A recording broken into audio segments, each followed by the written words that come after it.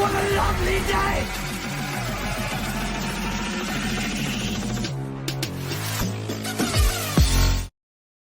Welcome to Flat Earth Debate Uncut and After Show. I'm your host Nathan Oakley, and if you are new to this channel, or you've not done so already, then be sure to subscribe, hit the bell notification icon and join button if you'd like to become a Nathan Oakley 1980 channel member and keep up to date with the Flat Earth Debate. If you'd like to support the channel, there is a super chat that runs alongside each of these shows while they are premiering. There's also a PayPal, Patreon, and crypto link in the info box below the video. Speaking of Patreon, I'm going to do a quick shout out to all of you who do support me on Patreon. So a massive shout out to Neo the One, Lostcat FE, Rob W, Open Minded, Reese Pound, Del West Watson, Mike, Muted, Dick Earth Skeptic, Chris Hillman, NA Literalist, Maria Neelands, Unbelievable Productions, Blue Ridge Ranger, Rob H, Burn Fat Till My Stomach Is As Flat As the Earth, Nathan Thompson, The Real Gabster, Windrider, Missouri Bear, Henrik86, Liam Nedrick, Owen Jennisons, Abraham Mohammed, Dave Rakia Gafford, Naibai, Adrian Quintana, Skeptic936, Life is Short, Fireball X, Felix Hung, TheFlatEarthChannel.com, Texas Mike, Edwin Johnson, Kirsten Smith, Alexander Main, David Wayne Foster, and Dank. So another massive thank you to all of you for supporting me on Patreon. Now we are joined by quite a few people in Discord, so I'll raise the mic on them while I set up for today's live show. No, not. I didn't go anywhere else yesterday after the Nathan show. It was a first for me. We had the gun instructor, who's a friend of mine, really good at it, bring a husband and wife couple to teach them gun safety on the range here on the property. And I just went there to meet his wife, because I met him a few weeks ago when he came by himself. Mm-hmm. And so they're setting up the course with the targets, and he says to me, boy, stars must really look good here on this property at nighttime. Bingo, And opening. Oh, it gets Ching, ching, better. ching, ching, ching, ching, ching. It gets better. I go, oh yeah, it's so good that I do star trail photography with my P900 camera. I set it up on a tripod, and I have to go 2.5 hours of photography to get a 10-second star trail. And I go, have you seen them before? And he says, yeah. And I go, they're beautiful. I go, wow. And then out of the blue, he just looks at me and he says, now, you know, there are some people who believe the earth is not round, but flat. Where do you I mean, out of the blue. He goes, where do you stand? Would you say, yeah, I'm one of them? I didn't even, afterwards, if I had planned it, I would have done something different, but I'm glad I didn't plan it. So Right. after he said that, I said, oh yeah, I find that a very interesting subject. In fact, I debate it 5 days a week. What did he say? They just looked at me like, what do you mean you debate? You know, that looked like, what does that mean? How does someone debate 5 days a week? So it just rolled out of my mouth. I just said, yeah, I'm on a YouTube channel and we debate that subject 5 days a week. I find it very interesting. I said, to your answer, yes, I am a flat earther, even though I'm not necessarily saying it's flat. I just know it's not a ball and spinning. And there's no proofs for their model, because all it is a reified model. And I just stopped. But isn't that something, how they just come right out and they say it in reverse, like, you know, some people think the earth is flat. Shouldn't we be saying the other thing? Like, you know, people believe the earth is a ball, but it's not. Right, yeah, you can do it that way, especially It's when like you tie they it. throw it in reverse on us. Well, that's the way they mock you, you know, like Nathan said about an edge, but they have the edge, and you know, all this stuff. So I just went into the three housekeeping, you know, the top three housekeeping questions. And I said, look, you guys have to shoot, but I could sum this up with three undeniable proofs that the Earth is not a ball spinning through this empty vacuum of space, which is also not true. And they just were all ears. Now, mind you, I got to keep it short because the gun instructor has to go and they have to start shooting. And the targets were almost all set up. So it just came out just naturally. And now they want to, get together and talk. And then he happened to be a Christian brother. So he said, that scripture in Joshua where he didn't tell the earth to stop, but the sun to stop. And I go, yeah, that's right. And they go, well, what about Genesis? When do you think the sun, moon, and stars were made? Exactly. And then I said it was on the fourth day, and they were put inside the firmament, which can act as a barrier to keep the water from the waters. That's and right.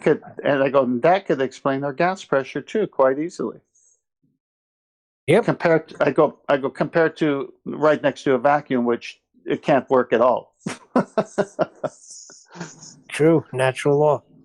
And so that was really cool. That first time ever someone ever approached me on the subject.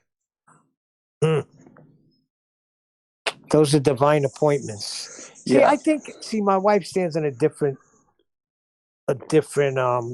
level with me. Like, she knows what the earth is, but she feels, the blood of Jesus needs to be preached and salvation is more important. I think God wants truth all across the board. Yeah, well, from creation to whatever's going to happen down in Revelation. He wants truth across the board. Now, if you're going to start right at the foundation of God's book and have it something else, that's a problem. Yeah, I'm more like you because truth is from God, and exactly. And that's why I'm here, and that's why you're here, because we love the truth. But the most important thing for a soul in eternity is salvation. Absolutely. But you got to get there somehow. So the conversation could start here and end up there, or start there and end up here. It doesn't matter what order. It does a lot of times. Yeah, it does. How many times we wind up talking about, salvation on this show? I mean, there's a few times we have. We got to get Nathan. We got to Christianate him. Nah, that's God's job. We can only point them to the cross, I think. Which is, it's very simple. God will reach the hearts of those who cry out. So everyone just cry out and you will have salvation. That's the promise. Stop crying, Nathan. Not crying, cry out. I don't believe this. I got the wrong. I'm waiting for eggs to boil. I got the wrong burner on. Oh my! I've done that before. Oh well. So the conversation went well with them then, huh? Well, I said let's end it with this, and I ended it because I knew they had to get going. So it went well enough to where the guy wants to talk to me again because he says there's another guy he talks to, and it'd be interesting to get together. Do you turn him on? Do you turn him on to the Flat Earth Debate Show? Do you give him the link? No. It was a very short. It was a very short space of time, and I did fairly well going through the top 3 housekeeping questions in that short duration. I didn't want to be over talking and not allow them to say anything. So I put them on to it. I put them on right away to it in case they wanna get busy right away. At least they know what to look for. I usually plug them into Nathan Oakley, or I try to plug them into something I know, like David Weiss, because he got the short videos. Yeah. Well, since he brought it up, I figure his interest ain't going to stray off. And I know how to get his phone number. He knows how to get my phone number. My son wants to learn to shoot. So how do you go about that, Tim? Well, you need a very good instructor, or you need to watch instructors. Mine follows 2 really good instructors, and every part of his training is around how to handle a weapon from wherever you're pulling it from to doing whatever you have to do with it to be self-defense, and then putting it back safely. So the key is knowing your dominant eye, knowing how to hold the gun, having that stance, that athletic stance. You got to have your elbows in such a way when you're hit, your hand doesn't go up with holding the gun, but they go out. So if you get hit, your elbows just go out, and it doesn't pull the gun up or down, depending if someone from behind you hits you while you're shooting, because you never know what kind of situation you're in. So there's a lot to it. But again, it's all about inputting the proper training techniques so that you download or encode to long-term memory the proper handling of that gun, so that you just pick it up and do it. Like, he'll have a timer, and he'll put us on the timer, and it beeps, and then I have to, after that beep, do something with my left hand, do something with my right hand, grab the gun, have it come, and then as it's going towards the target, acquire it and start shooting, and see how fast you can do it and be precise. Because nanoseconds count in this situation if you got multiple shooters situation. So he is so fast. 0.7 he did it in. I did it in like 1.5 or 1.3, and he hits his targets, whereas we're a little off. So we're getting there. So that's handgun, right?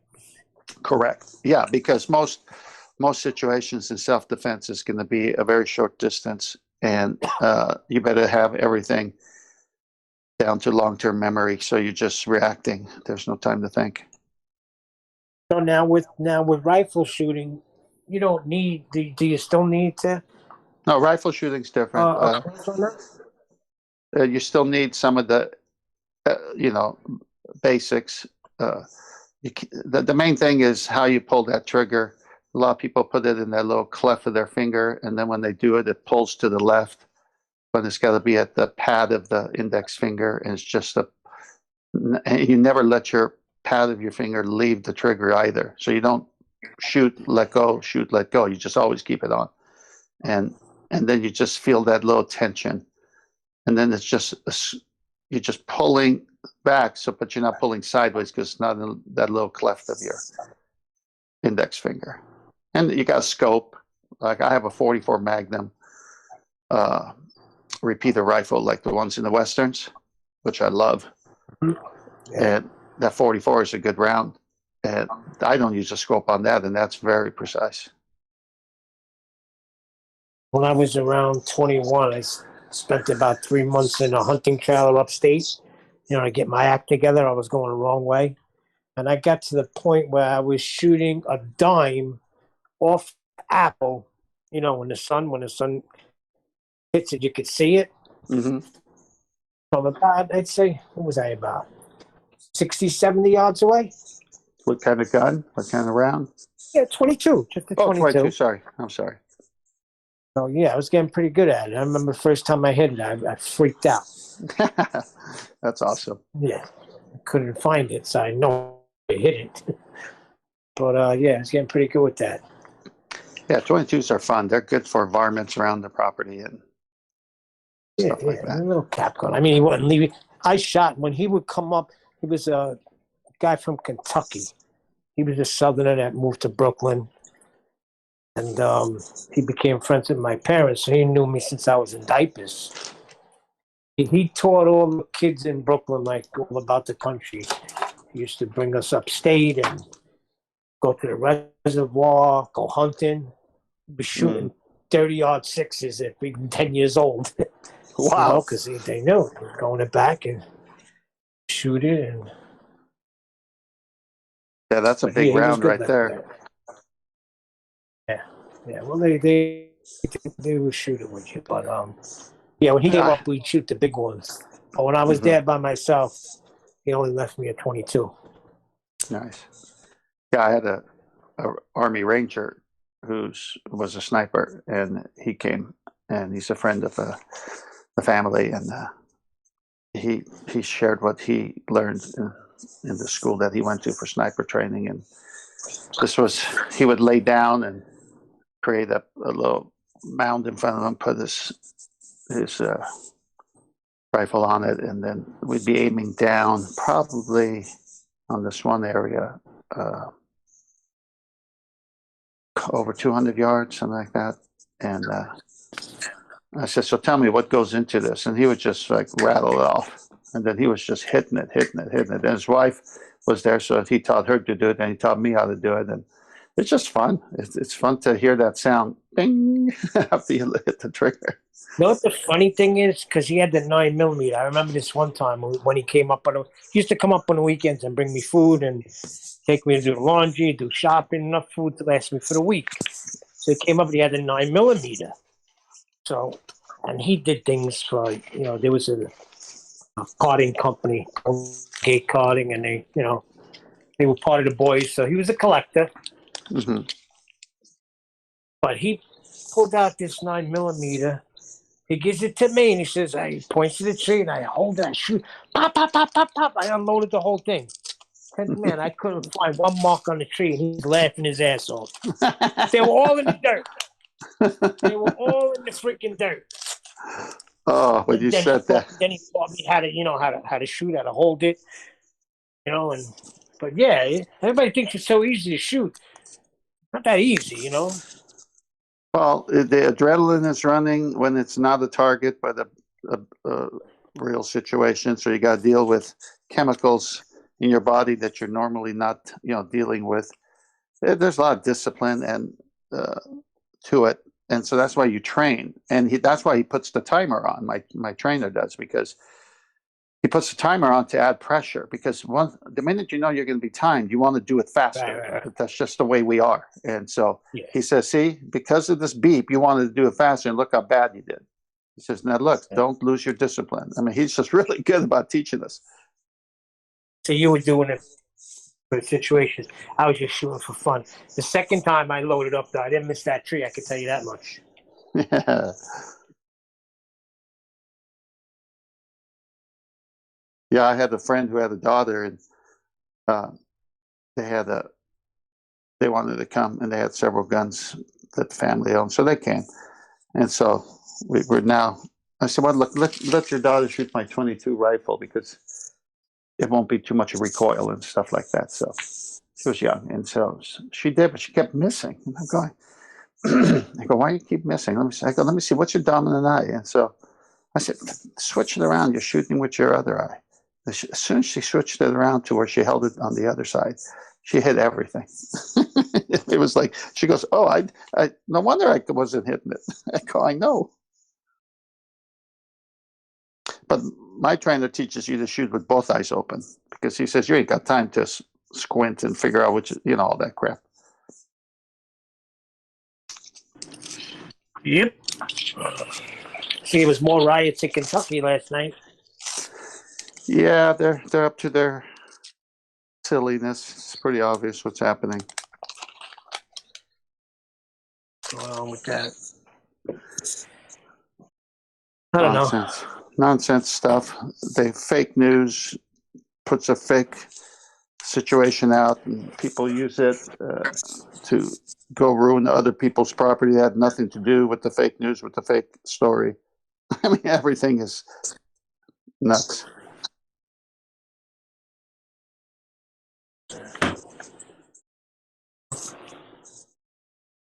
All about the election and getting something done. That's about it. We just have to wait and see. I came off mute to say, Neil, can you go on mute when Tent's talking? And the second I came off mute, he went on mute. He detected it. Hey, did you hear the story I said? Hey, Nathan, did you hear this? Did you hear the story I told Neil about the couple at the gun range? I could only hear bits and pieces from the kitchen. I got a vague idea. I will listen to it on the re-up. Okay, yeah, it was pretty cool. First time ever someone asked me about flat Earth. Yeah, I caught that bit. It was phrased in the negative, though, right? He said words to the effect of, there's certain people out there that think the world's flat. Yeah, because he didn't know where I stood, so he was very careful in his intro. But he's a flat earther, and I didn't know he was a flat earther. Oh, he's a flat earther. Yeah. Oh, so when he said that, he was tentatively testing the waters with you. Yes. Oh, I didn't catch that. Okay. Oh, it was great. I assumed he was looking for his like negative confirmation bias. He's like, you do realise there's flat earthers out there, silly idiots. But instead he's going, you realise there's people like me who think the earth is flat. Yes. Oh, it was the first time ever. I came to the house. I go, honey, something happened first time ever. And she goes, what? And I told her, and she goes, she had a big smile on her face because she knows I'm on the show and love the subject and all that. So, hey, I won't be on the whole day. I got to go train my golfer today. So, just to give you a heads up. Good stuff. Getting more and more of these encounters from me. Start off the shows with, and I spoke to somebody about flat Earth today. Yeah. Oh, there'll be more. Wait till I'm just stuck on the property doing projects, but I got plans because since I started my channel, I want to do more interviews. So I'll be doing more of those. Because I just think they're recorded live interviews, but there's no getting around how it really is. It might give people the courage to go talk about it more. You don't have to beat up anybody. You don't have to be afraid of anything. You just talk about it, but just have a few things down so you have good rebuttals. Yeah, there's nowhere for me to do it though. In terms of the interactions I have, they tend to be in classes that I'm taking my kid to, and the last thing I want is any sort of animosity amongst the people I'm interacting with. I just want it all to be nice and happy. So I generally wouldn't want to bring the subject up at those places. Like, just wouldn't be conducive to the education I hope my child gets in whatever regard it might be. No, perfectly understood. It's a time and place for everything. I'm 61 and I have a different lifestyle here. And when I get done with my ranch work or farm work, whatever I'm doing, I've got time to kill in the afternoon. I got friends in town and, you got to talk about something. And this is the topic. Yeah, but in terms of that... One Spurs chemo is enough. Other than random strangers, there's, I don't have any... Everyone I know knows what I do already. So, other than, like, you get work people on your property and things, they're chance encounters. Well, I don't get a great deal of chance encounters to actually discuss this subject. And if I did, I wouldn't necessarily want to ruin the person's day anyway. See, I don't look at it. I'm ruining their day. I'm looking at it as I'm making a new friend. 50-50. Yeah, because they usually... Well, you heard the one I posted on the channel. You got me thinking. And they all gave me their phone numbers. And, obviously... I'm waiting for them to call me because if they're interested, they will. So I'm not going to be pushing it. Having a high conversion rate doesn't mean that the next person you encounter won't want to punch you in the face. Sorry. Well, I don't even... No. I guess if you look at it that way, but my position is I'm not even trying to convert or have a conversion rate. What I'm doing is having a conversation. And I'm going to see where this conversation goes. Now, if I see... Yeah, there's plenty I haven't taped, obviously, because I didn't get the permission, and it happened like yesterday. I wish I could have taped that, but it happened too fast. I had a short amount of time to do it. But the whole point is, if I see that they're not interested, I just don't. I stop talking. There's no reason. I don't push a rope. I mean, you've heard me say that before. No, fair enough. Push a rope. I don't mean when I say conversion rate. I mean it's back into sales banter. Say a conversion isn't necessarily to a sale. It could be from a tacit interest to a relationship being built that might, 2 or 3 steps down the line turn into a sale. But I'm just saying conversion rate from nothing to mild interest or nothing to abject disdain. You know what I mean? Just because your conversion has reached mild interest doesn't mean the next 3 people won't present you with abject disdain. Which is not now the way you say that. I agree. So there are little conversions along the way. a low nodding of the heads before they buy the product. Sure. So if I don't see the nodding of the head conversions, I don't go on. If I see it, I stop talking. So there's a long pause because it's easy to just keep talking and just throw out the facts. You don't want to do that. So what you want to do is just throw out just that little bit and then stop talking. And then if they clutch on it and keep it going, then it's fun. Now, if they don't, you really don't get to that angry stage. Now, one time there was a couple, or no, I think 3 or 4. It was 4 of them. And one guy didn't want to talk about it. And the other guys wanted to. And these are all workers who came to the property. And so that guy kind of showed disdain, but he just walked away. And the other 3 were just happy to keep asking questions of me. Fair enough. No, it's just fun. I think when you talk about topics with people, it's usually having to do with stupid politics that you know you're getting screwed, or sports that you know it's tampered with and fixed, and everybody's got their team, blah, blah, blah. It gets boring after a while. It gets boring after a while. So you want topics that actually kick in some brain cells. So I love talking about God. I love talking about philosophy. I love philosophy. And then flat Earth, my goodness, this is great. Flat Earth is a pulverizing topic. It is an awesome topic. One time I was getting a haircut and I'm talking to my barber. This is right at the beginning. I think it's like 2017. And there was a girl in the barbershop. She just started flipping out on me. You people are stupid. We have NASA. We have pictures. We have satellites. We went to the moon. You flat earthers are just retards. Oh, my God. Did you say, share your pain? Did you say, share your pain? Yeah, I couldn't even reason with this girl. She was just flipping out. But then I started hitting her with the logic. That's good. That's the best comeback line. Share your pain. I think that was probably the last person I had a conversation with, the hairdresser. And, I've been going to the same hairdresser since I had the kids. So, since we had the kids. Because it's local and it's easy. Anyway, so she's known me for a while, but obviously as time progresses, they find little bits of details about you. And eventually it got to a session where she found out what I did, to the point where I told her what my channel was. And while I didn't give it a second thought, the next time I went in, she asked me about various subjects. Now, I wasn't thinking, oh, she's been and watched my channel. It didn't occur to me, but she started asking me about various other conspiratorial type subjects and what my opinion of them were. I'm like, oh, I wonder why she's asking me about that. And then it suddenly clicked. Oh, right, yeah, last time we had a conversation, I told you what I did and where you could see what I did, rather than giving you a vague, I debate cosmology on YouTube sort of answer. Yeah, so she's part of the ever expanding truther community. Maybe it was 9/11. No. I don't think so. You can subcategorize it as much as you like, but just to keep it on the subject we were just talking about, when you're like, we sometimes subqualify this with normies versus fundies. And when we go through the 5 stages of loss, so we look at, you've got, what's the first stage? Is it anger? Or is it denial? I always forget. I think it might be denial, then anger. Yeah, so denial, anger, bargaining, depression, and then acceptance.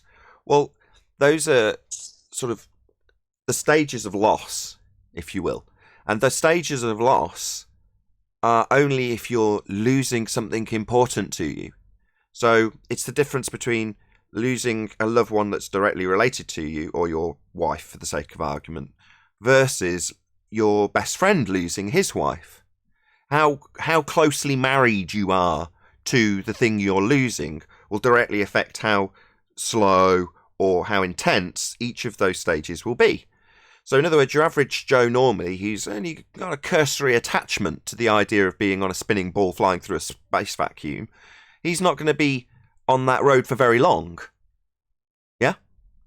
He might, the encounters you have, really? That can't, a slight upward inflection might be the only negative response that you get, because they're not that married to the idea. Yeah? You detach it in my analogy, you detach it one step further to the wife of a celebrity that you like, rather than the wife of your friend. And you go, oh, that's terrible. But you might immediately get back on with your day. Do you see what I mean? Rather than, I can't possibly be the case. Which is what we get because the people who we're dealing with are very, very married to the idea of Earth being a sphere in a sky vacuum. And on the whole, I don't think most people are. I think most people are pretty indifferent.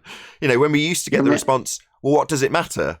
Well, it's like, well, okay, fine. To you, it's not that important. Therefore, it shouldn't be that difficult to relinquish the idea as soon as it's pointed out that there's no validity to it. So you mean the way Neil reacted when I said sports, he was very invested in his teams? Yeah, so much so that he ejaculated into the conversation. Yes, that's correct. Sorry, Neil. Hey. But see, that to me, you can talk all day long with people about the weather, about last night's game, all that stuff, and that's fun too, to a point. But that's just to, warm up the table or grease the skids for something deeper that may come up if you're going to have time with that person or persons. So when I'm with friends, if it's just normal, boring conversation, I just try to interject something else. If I know that they love me and they can tolerate me. If I just met someone, like today, I'm going to go train my golfer, but he's got a student, and the student's got his father coming. Now, the student was some kind of Olympic athlete who did very well, so he's been wanting to introduce me to him for a while. And so we're going to see how that goes. But we're going to have 4+ hours on the golf course, and this topic may come up. It may not. I don't know, but we'll see.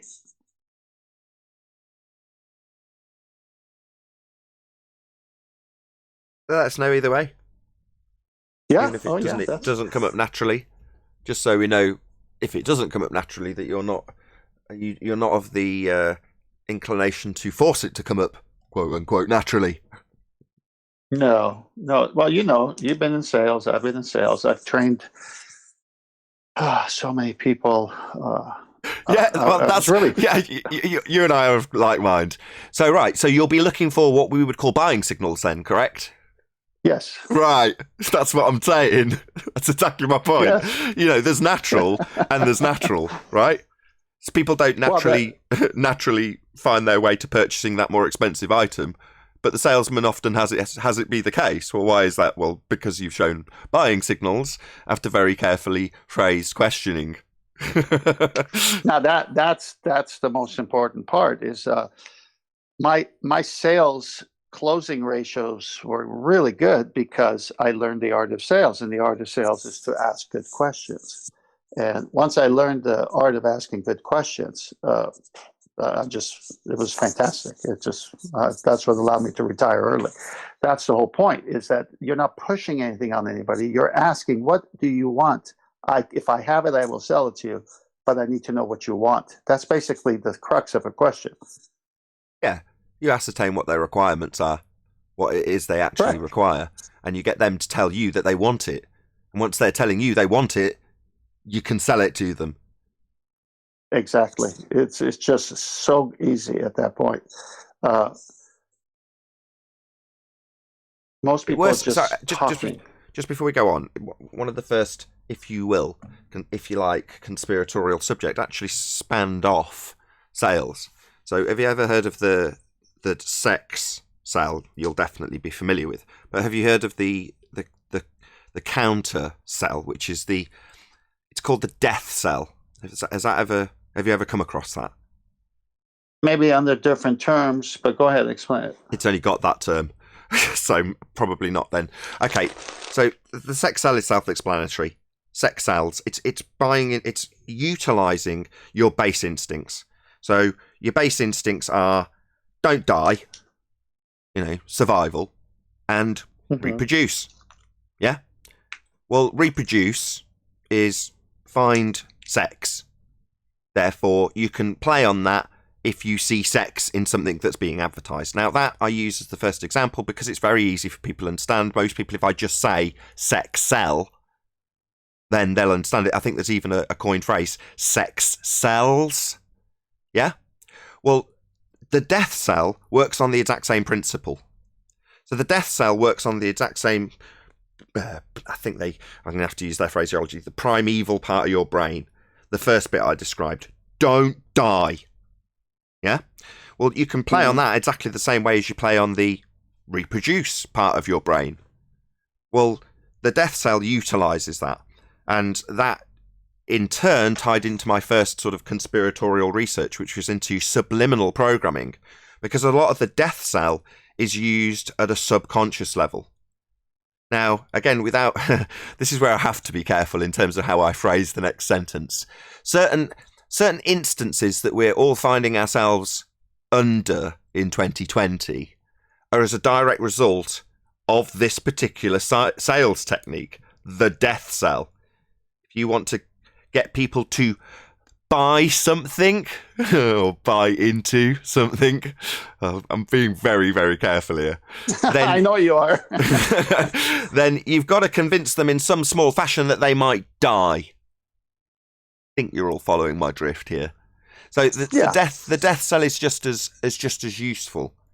You know, it's often used in religion as well. Now, I never was trained that way. The way I was trained was based on finding what the greatest need of all was in people, and that kind of covered. So I didn't have that training the way you're saying there. So I remember learning, and it was a very strong. How can I put it? Full question. What is the greatest need of all? Now, of course. Depends what subject you're talking about. I just told you. Spiritual. Yeah, I just told you. No.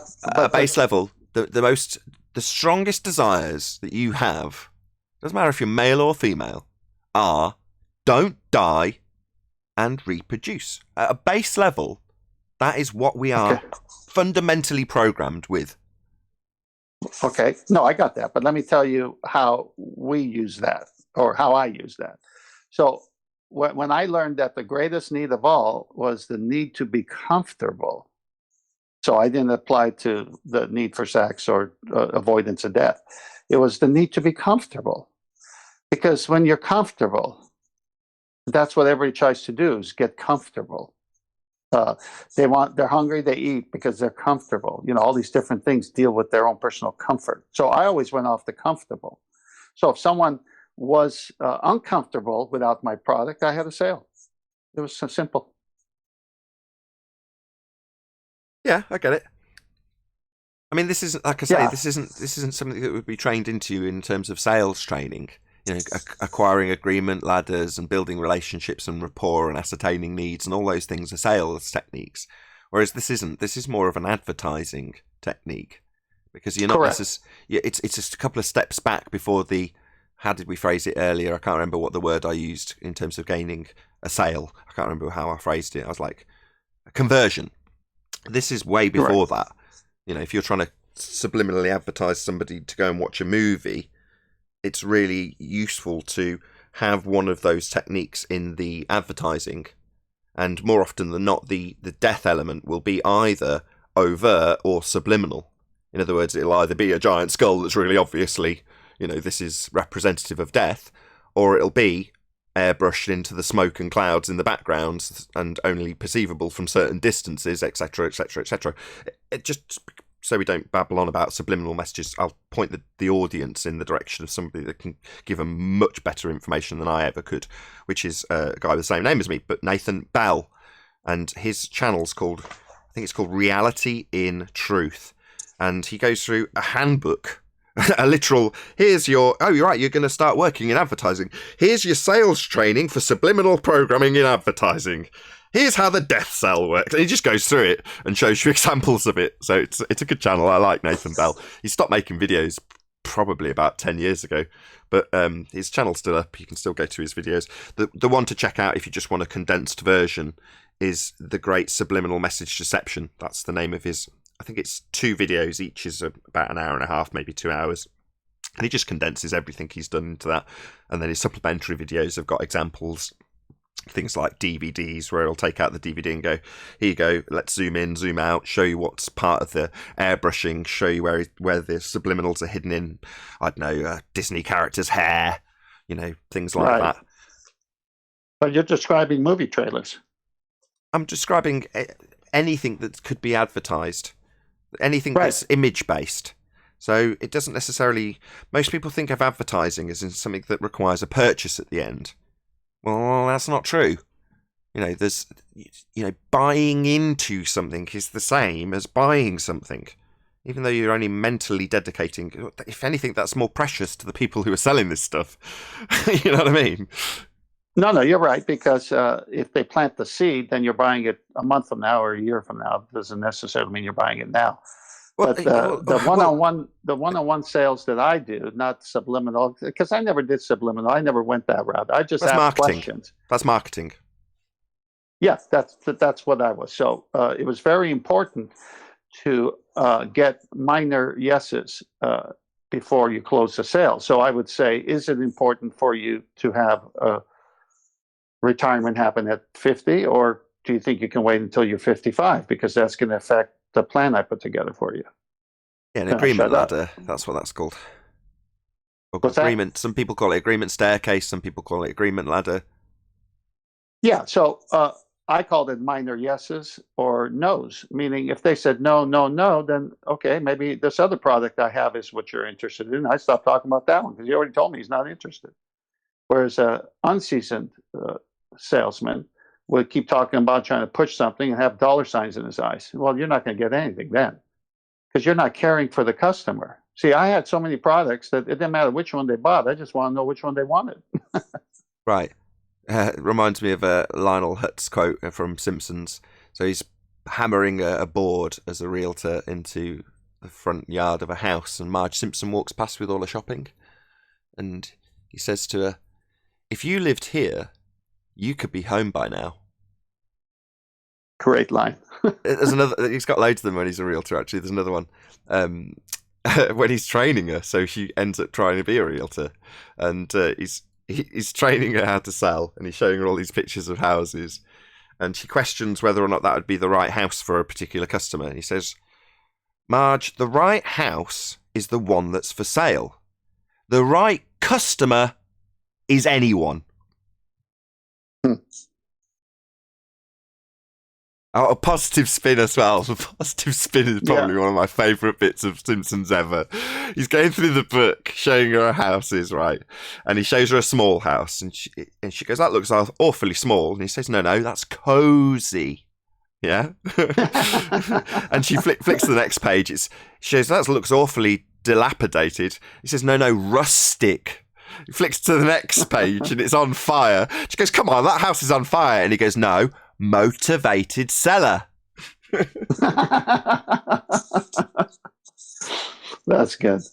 I had a good one for my eldest grandchild. She said, "Hey, Papa," and I go, "What?" She goes, "I really like the way you make dinners. I like having dinners at your house." I said, "Well, thanks." She goes, "Especially because you get ice cream afterwards." I go, "So this was all about the ice cream?" She goes, she nods her head. Yeah, so manipulative. Just to get us back on track, though, in terms of, because obviously I was going somewhere with this, being sold something is the same as what we deal with in 5 minutes when we go live, right? The idea, the notion, that the axiom for some people that they think it is, being on a sphere, that you've been sold that's been sold to you. And the keeping you as a customer is reinforced subliminally, continually. Now, you only recognise that it's subliminal when you recognise the deception, because a lot of it is subliminal and overt, which is a really weird one. So you've got something that's out in the open, like the skull I described on a poster. That's overt. And then you've got something that's not consciously being taken in by you. Yeah? That's subliminal. Well, what about globes themselves? Something you've never seen, something you can't experience, something that's claimed to be photographed from a second law of thermodynamics violation. It's not real, but it's simultaneously the world you live on. So you've only got to have that imagery somewhere in a movie, an advert, and a poster. It doesn't matter what.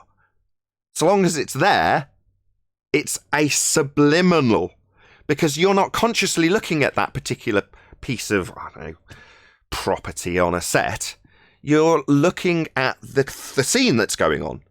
So it's there, you can see it, it's not hidden, it's not airbrushed into the background, it's there, part of the scenery. But subliminally, it's reminding you that obviously you recognise that you're on a sphere. Remember that you're on a sphere without you even recognising it. Mm-hmm. Yeah, well said. That's why I like addressing the topic with people. I go, you do know it's a model. It's just a model. It's a reified model. I think that's a key thing for me, because they say, what do you mean? It's reality. I mean, that's what they're thinking. And then later saying to me, when I say, you do know it's a model, right? They go, no, it's reality. And I go, oh, really? So is reality something provable, or is it imagined? They said, no, it's provable. I said, great. Do you know the radius of the Earth? The black swan kicks their butt.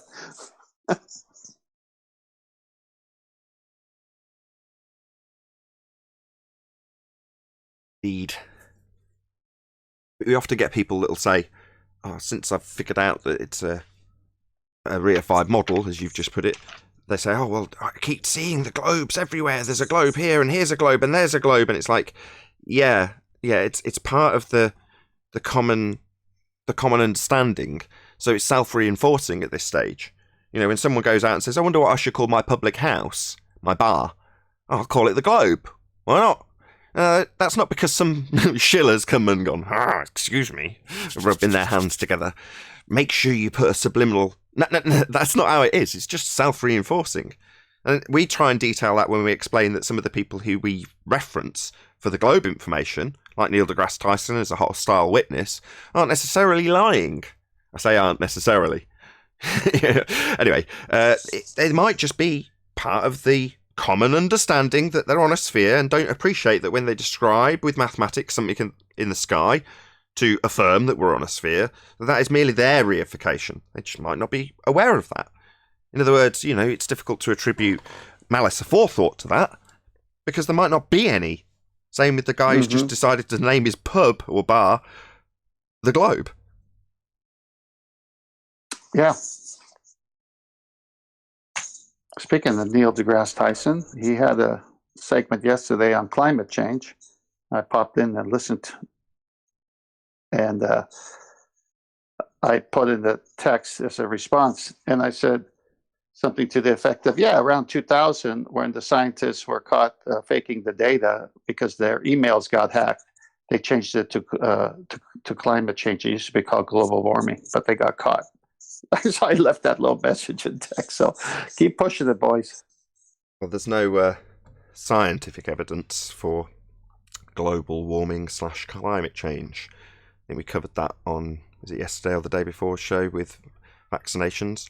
It's like, yeah, same principle applies. Give us the scientific evidence. When people say, what's the point? Who cares about the nature of Earth? It's like, well, once you've got a deep understanding of the nature of the deception, you'll start questioning the scientific validity of stuff, won't you? Because that's what we're teaching here.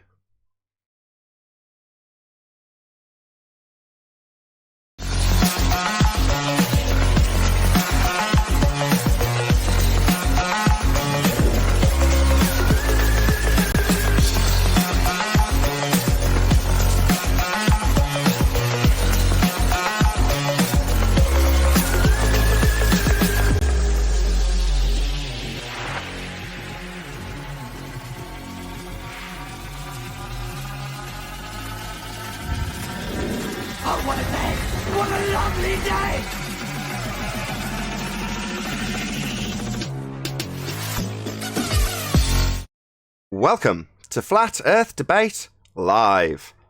I'm your host Nathan Oakley, and if you are new to this channel, or you've not done so already, then be sure to subscribe, hit the bell notification icon and join button if you'd like to become a Nathan Oakley 1980 channel member and keep up to date with the Flat Earth Debate. If you'd like to support the channel, there is a super chat that runs alongside each of these shows while they are live. There's also a PayPal, Patreon and crypto link in the info box below the video. Most importantly, if you'd like to join the discussion, simply mute the page you are currently watching, then click the link in the info box below this video to join the panel and express your views on the nature of Earth. If you do join, please don't swear. If you do, you'll be ejected, and if you are, please don't try to rejoin the stream using sock accounts. You'll be warmly welcomed back on the next stream. Please also share the show on social media. Sharing the show obviously increases the live audience, but this in turn increases the chances of a more diverse panel. So please share the show on Facebook and Twitter. And one last time, if you're new to the channel or you've not done so already, then be sure to subscribe, hit the bell notification icon and join button to keep up to date with the Flat Earth debate. Now we are joined by Neil, 10th Man. Who else we got? Chocolate Saying and a whole bunch of people in Discord. So welcome one and all. Hey, good morning. Yo, good morning. Good morning, Discord server. Enthusiastic lot. Morning. Thank you. One of my co-workers says good morning to everybody. We've got Good morning. more enthusiastic background guests on Chocolate's End than we have from Discord. Excellent start. Good morning. At least I know it's working. Thanks to is it Solaris984. Thank you very much. Hey, Arwin. Well, Thank you. Hey, Arwin. Hello. Yeah. Good to have you.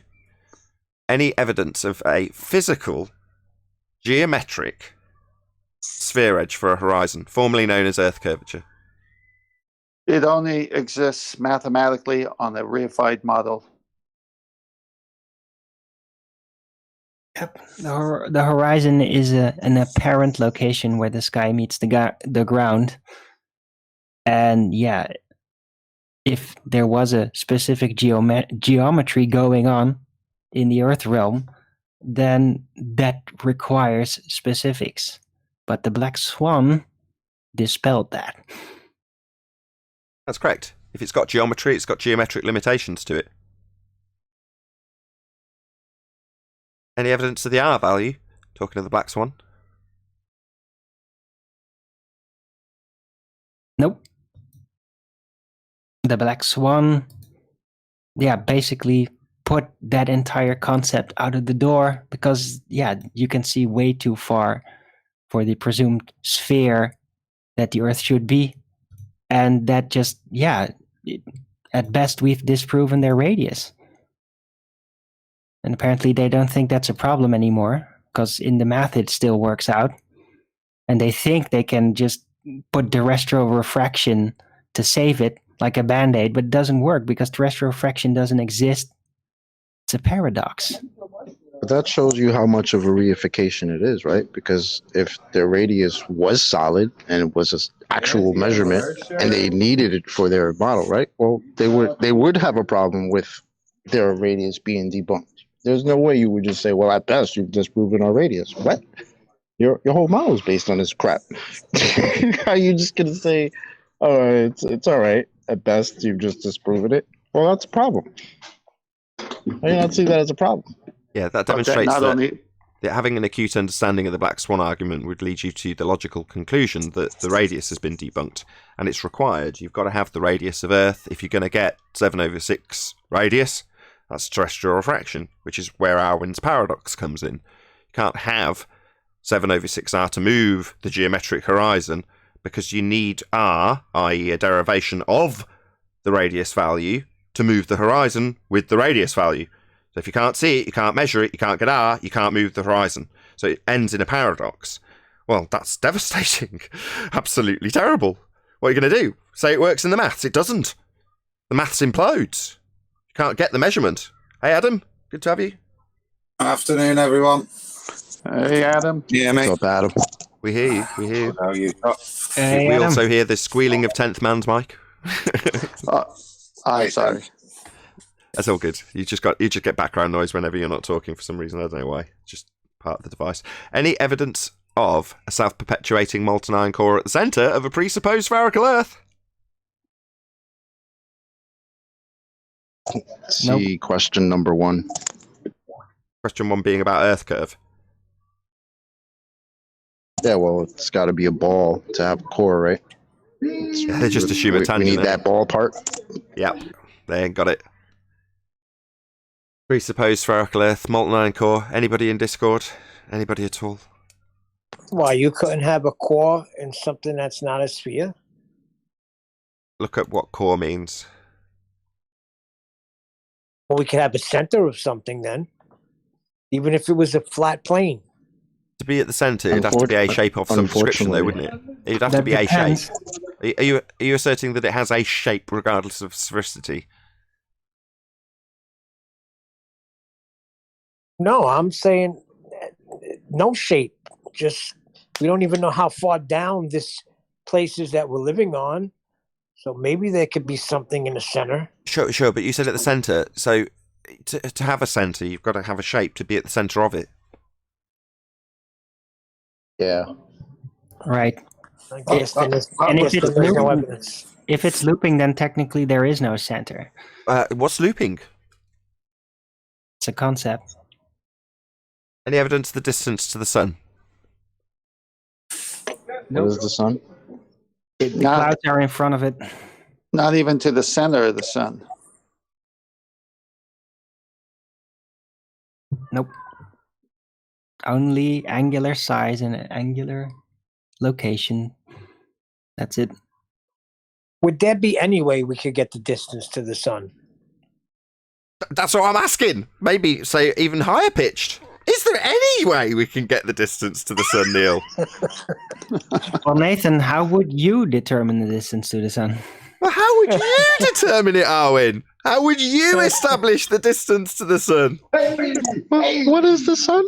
I would try to go there and then see if there's an angular size increase. And yeah, get as much proximity data as I can. And then I could potentially derive a conclusion of a specific location.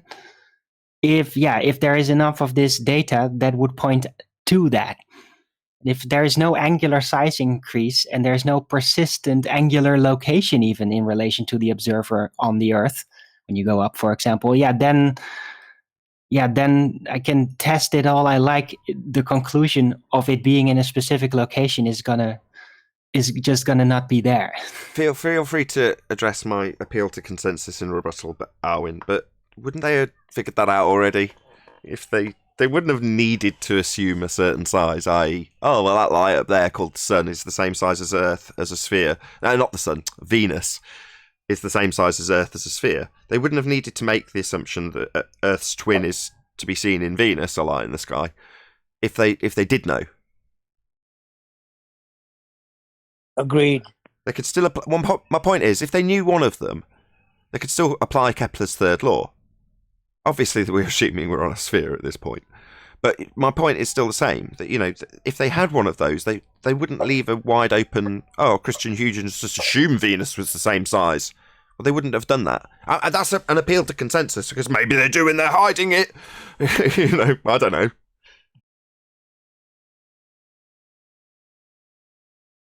I just don't think it... Well, if there was a specific sun location and size that's actually measured up, there should be some data of this. Exactly. That's exactly my point. And not just you'd think we'd have storytelling. that by now. Exactly, Arwin. That's a good point. Doesn't mean it's not there. It doesn't. It's not proof of evidence of it not being capable of being attained. It doesn't mean that either. I'm just saying that shouldn't we have that already? What's with the assumptions?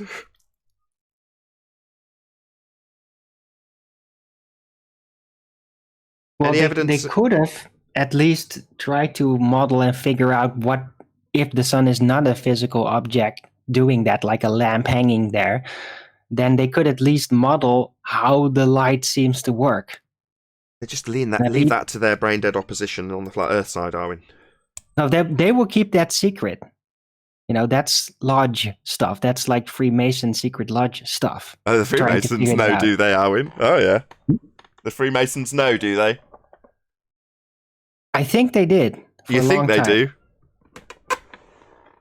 I think it's the Illuminati. I think they know. I don't know. Well, if it's not the Illuminati, it must be the reptilians.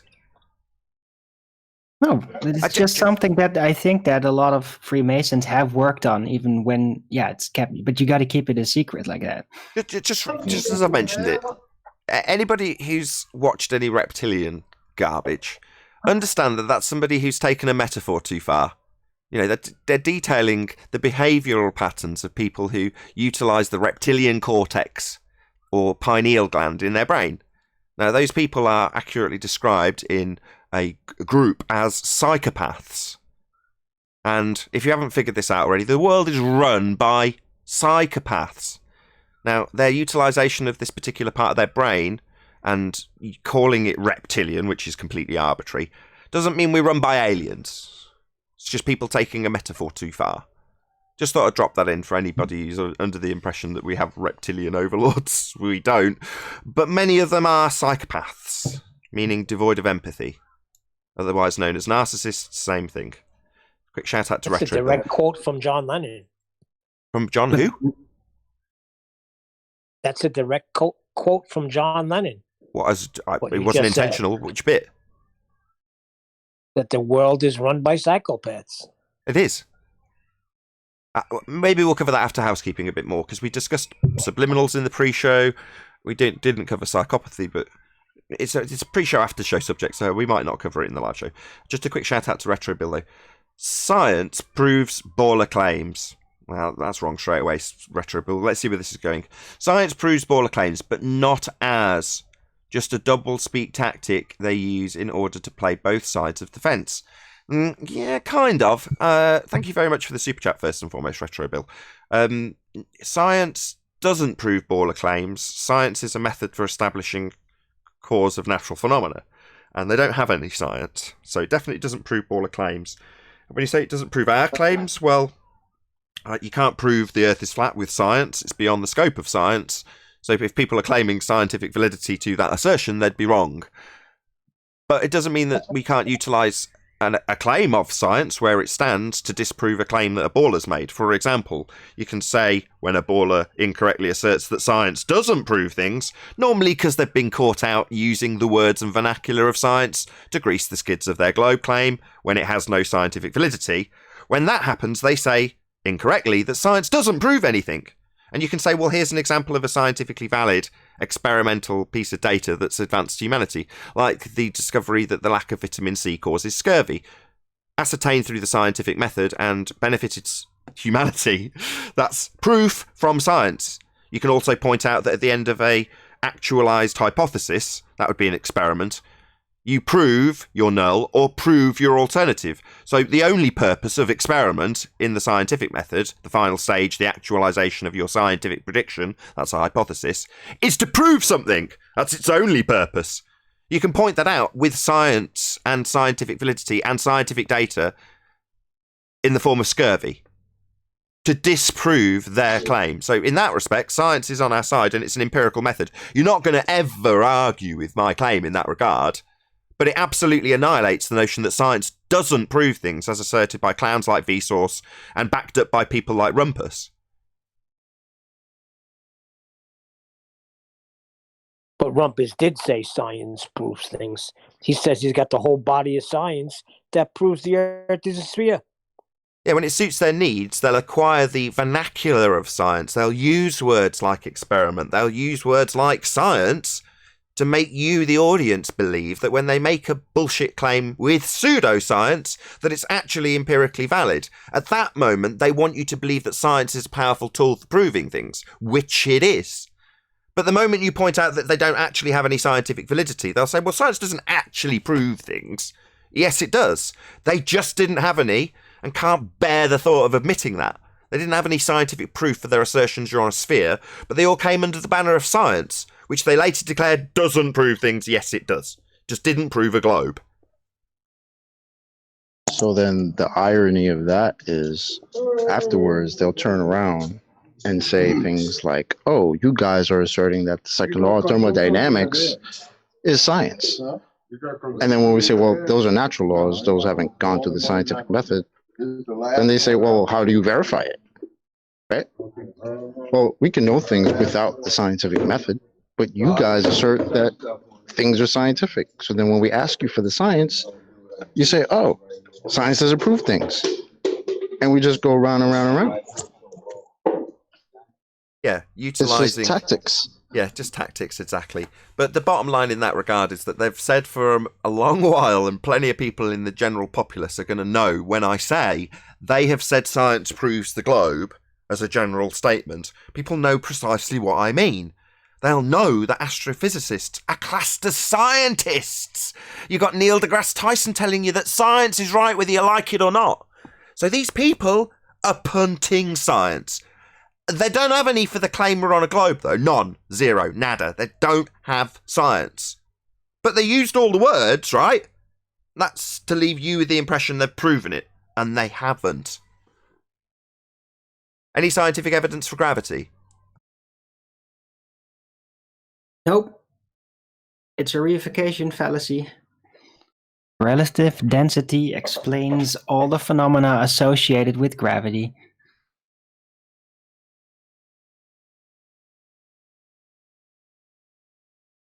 But any single viable hypothesis from any of the fields of astronomy, cosmology, or, as mentioned, astrophysics?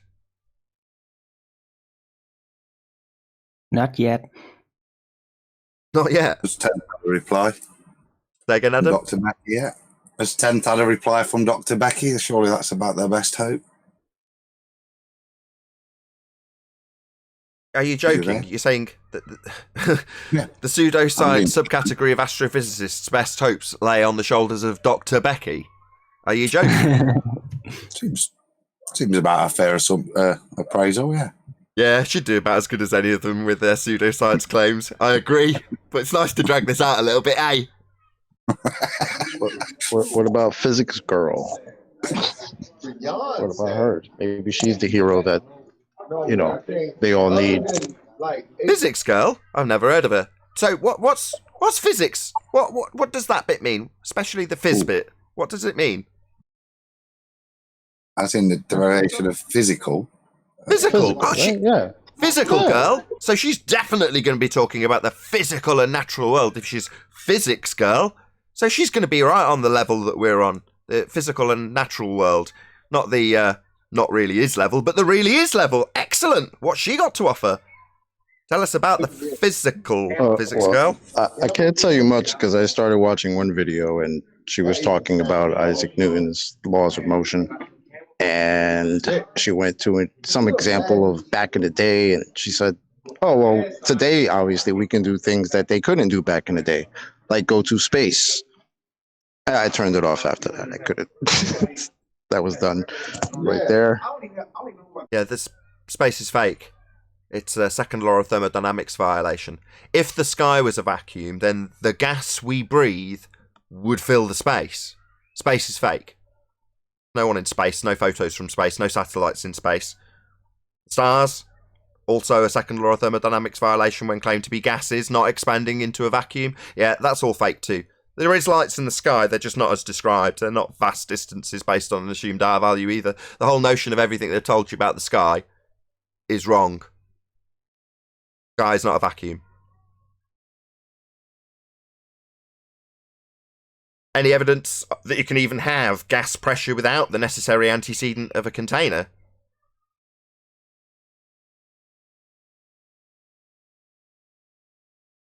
Now they're saying it's unfalsifiable, which is ironic because it's exactly the opposite. But is it science to? No. No, so the unfalsifiable bit isn't applicable. Indeed, but they try and use this armory that isn't applicable.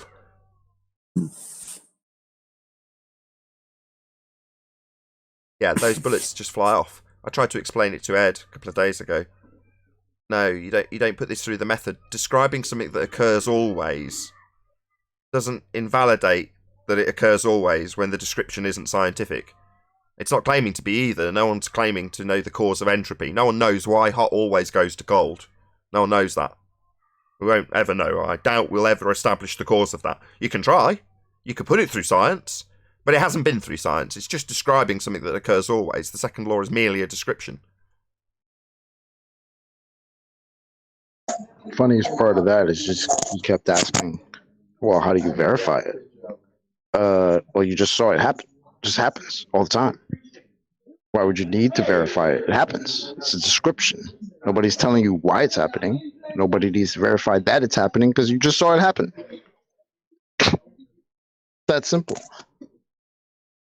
Yeah, it's like you show them it happening and they go, well, have you verified that happens? I just showed you it happening. Well, what happened? Well, I can describe what happened with the second law of thermodynamics. And that happening happens always. And an example can be given with a quote. It's not actually a quote, it's translated, but nature abhors a vacuum. What does that mean? It means that when you've got a vacuum, an area devoid of space, of gas, the gas wants to fill it. Yeah, just naturally the tendency is to fill that gap. Nature doesn't want there to be any vacuums. There aren't any naturally occurring vacuums, but they claim the sky is a vacuum. Now nature says otherwise. Nature says, no, the gas that's down here, it's going to want to dissipate into that vacuum. That's what it does. It always happens. It's described, not explained, not causally linked, but described, this thing that happens always, in the second law. That's all laws do, describe things that happen always. And there goes the okie doke, because he'll turn around and say, oh, that's not science? Oh, so then we could just throw the container argument out. Oh, so yeah, just throw out natural laws because they're not science. Yeah, we can. Meanwhile, we're not the ones claiming science. You are. Yeah, it's one way you can throw it out when you can show that it's not real. And we say, oh, it happens always. Oh, no, it's just a description that's not scientifically valid. Oh, right, okay. Can you show me gas pressure without a container, please? That's what you get. Clowns with containers telling you that there's no container, like they're a wizard. Look into my eyes, not around the eyes. Now you think there's a container, there's no container. Within the container, there's no container. No container, container, no container. And you're in the room. Now look at this container with gas pressure without a container. There's a container around it. You didn't actually hypnotise me. I can see the container. That's what you get. So you want to claim it doesn't occur always. No worries. Show us gas pressure without a container. What's that? You can't? It's not falsifiable. Yeah, it just can't be done. If it could, it wouldn't be the antecedent for gas pressure. And it is. You need it. That concludes housekeeping. So conversely, it's very easy to disprove that natural law by just demonstrating gas pressure without a container properly. And it's just, unfortunately, in the whole of history, it never, ever, ever has been demonstrated. But you could undo it by demonstrating it. It's just never, ever, ever been shown yet. There's not one example. So it's not to say you can't. Just fundamentally, we can't even conceive of a way because it follows a natural law. It's not to say you couldn't. It's not to say you couldn't conjure up some magical thing. But as we sit right now, with everything we do know about physics, it is a natural law. It has never been shown to be incorrect. Out of curiosity, has anyone ever had a positive reaction that wasn't a kind of zealotry-like reaction about the second law of thermodynamics explanation? Yeah, normies I've spoken to just will kind of raise an eyebrow and go, I spoke to a guy who took out some dents in my car about it, and no, he didn't react adversely, but I just think the people who would come here are very much married to the idea of being on a sphere, and that's their natural tendency to object because their sphere's in a vacuum. I would agree. Yeah, I've had people say, "Oh shit, that makes absolute sense. Why the hell are we breathing?" So yeah, I mean, to somebody who's not, this has become their pastime, trying to debunk flat Earth. Some normal person, if you ask them, how can you have gas pressure without a container? It's almost rudimentary to them. Until they get into this argument in particular, then somehow, of course, that changes because it has to change in order for you to maintain the model in your mind as reality. That fact right there has to change. So it just depends on the personality, I guess. It's a good point, Chocolate. When you talk with a normie and you do bring that point up, it's not a point of conversion. But it's often a point where they'll stop and accept that there is a contradiction. And I think you're right. Then when they come into this arena, they have to swallow and ignore that contradiction to carry on, don't they? On the second channel tonight, Adam, I know you occasionally tune into the re-up, but the one that goes out tonight has got the guys on the panel now that kindly gave us a sound check from Discord at the beginning of the show. Solaris984. Did you see how I slyly got him to relinquish gas go down, go boom boom before entering into the discussion? Oh, you weren't here, or were you? No, I was a little late. The guy goes out on a paraglider, and I'm like, "Oh, you ever caught a thermal?" I'm a total bastard. So going up then. Just take gravity off himself. I mean, because of the hot air rising stuff. We're like, oh, hot air rising. That's weird because we get told that air falls down like bouncy balls.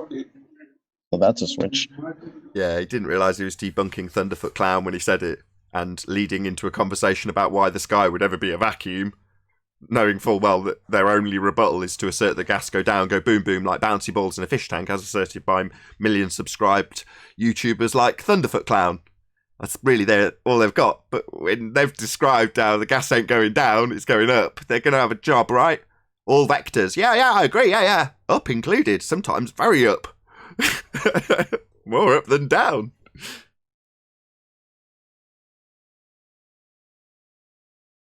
Then you got the claims that atmospheric pressure is different than the pressure that we have here on Earth. that was Jazzaconda. So in his mind, he's got this route to winning. No, gas pressure ain't atmospheric pressure.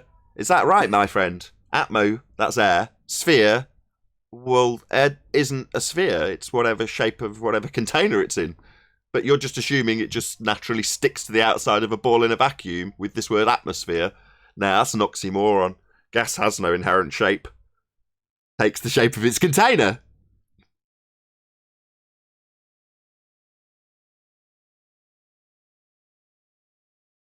I don't know how long it'll take to relinquish that word. How long do you reckon before we all unbrainwash ourselves with this word atmosphere, referring to the air above us, or that we're in? That might take a while, to be honest. That's a tough one. It's the one I slip up on most. Me too. But there isn't an accepted, I suppose, atmoplane. But even just that. Air. Why make it complicated? I like atmos. Why not air? Atmo means air. It's the air. Exactly. Yeah. Air. I mean, you could give it further, like with anything linguistic, you can give it further qualification if it so requires. Well, the air I've gathered up in this jar. Well, the air around me. The air up high. Whatever, you can qualify it however you like, but it's just air. But it's air sphere when you say atmosphere. Well, why is it air sphere? Well, because they've got a fundamentalist religious presupposition that the Earth has air around it and it's not dissipating into a vacuum. So better use that presupposition in the language. And look how good they are with it, right? They threw it into every layer of the supposed atmosphere, ionosphere, mesosphere, thermosphere. it's everywhere. They just throw it in there to reinforce it. Repetition. Yeah, again, subliminal. Part of the language. I wouldn't even call that subliminal. That's magic when it's linguistic. That's a magic trick. That means that all the layers are spherical. Say again, what's spherical? All the layers, ionosphere, they're spherical. Way to beg the question. So, you assume that they're all spherical because of these words. That's nice.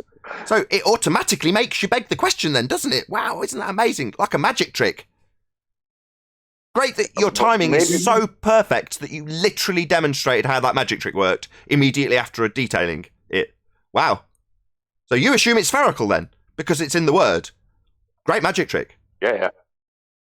Well, that's how it works when you're a kid, right? When you're in school and you're learning all the layers of the atmosphere, and they've got it in your textbook laid out with sphere, sphere, sphere, sphere. How many times it's been written, right? I mean, they're just reinforcing it again and again and again, repetition.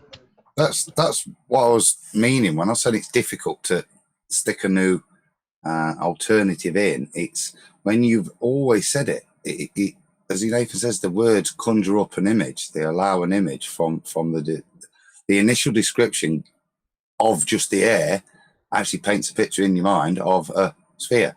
It puts it there, and that's what I'm saying. It's hard to, because we can't define the nature of what we're on. It's hard to then stick a second adjunct on that word that gives the same description. And you're right, Nathan, it doesn't need it. Just the air is sufficient. Yep. I think there's a small part of it that comes from, I think this passive little feeling we get of wanting to know or feeling like we do know about something that is kind of beyond our scope. And much like with all the other points, like at early on indoctrination stages, right? You learn these words and we may not be able to know anything else about it, but we know these words, and these words are linked to something specific. It, in reality, is like what you just said. It's air. It's literally what it is. It's just air. It has no any other like quality to it to presuppose a shape, but that's what we're told.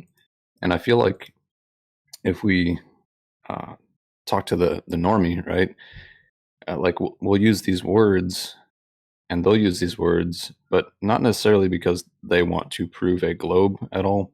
But I think at some point there's like a slight bit of comfort to saying a word and thinking and feeling that you know it, or you know what it means because you were taught what it means.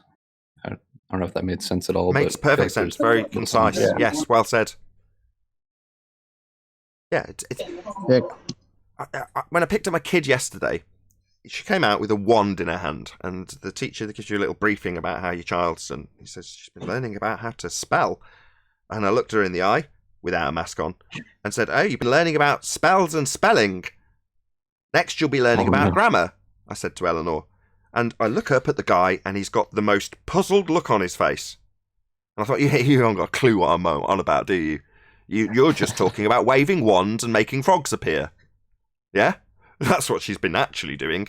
Well, no, I'll be educating her about what spelling is. What is grammar? What does that really mean? And what is it useful for? Obviously, I'm going to teach her now. She's 4. But as time progresses in her comprehension levels and understanding, that will be part of teaching her how to think critically about language, words and their meanings, semantics. Yeah, that's all you can do in terms of arming your kid. Some people think that in terms of education, you've got to tell them what the world and the nature of it is because of exactly what Thrice just detailed. Well, you need to know the answer, so it's best to just give them one. Well, not necessarily. I'm totally the other end of the scale. Give your children critical thought skills. Amen. And then it could get to the point where a child can critically think enough that they read their paragraph in their little school book. And in one paragraph, it says, what you don't see when you look outside is anything that remotely looks like a globe. And then in the second paragraph, they say, well, based on observation, the Greeks invented the globe 2,000 years ago. And that kid was able to actually say, hey, wait a minute, you just contradicted yourself. You said we don't see anything like a globe, but because of observation, you were then therefore able to invent a globe. Makes no sense. So give the kids the tools, man. They'll just think for themselves, and it's beautiful. Exactly. I think that's why it's so sinister, because children, I've worked with youth quite a bit, they have such a high capacity for critical thinking. It's amazing. And to think that it's kind of started that early on for this type of indoctrination, that always bothers me when thinking about that, because that's obviously intentional, and the consequences are quite large for indoctrination starting young. Sad. But just to put a positive spin on that, what if it was the case that somebody sometime recognised, this is purely hypothetical, that it's generally the case that people require, i.e. they'd go nuts if they didn't have it, a tentative understanding of the fundamental design of the world they live in. And if they don't, they won't react like me, or I don't know, I could give you a dozen other examples. I'm not going to list people off, but people who've reacted positively. Let's just give one that's a good feel-good story. So Nick Phuket Word described this the same exact way as I did. Wow! You mean we don't know why the sky is blue? Wow, that's cool. What else don't we know? Wow, how exciting. A whole world of possibilities in front of me. If the majority of people go, what? We don't know. It could be anything. It could be the darkest monster.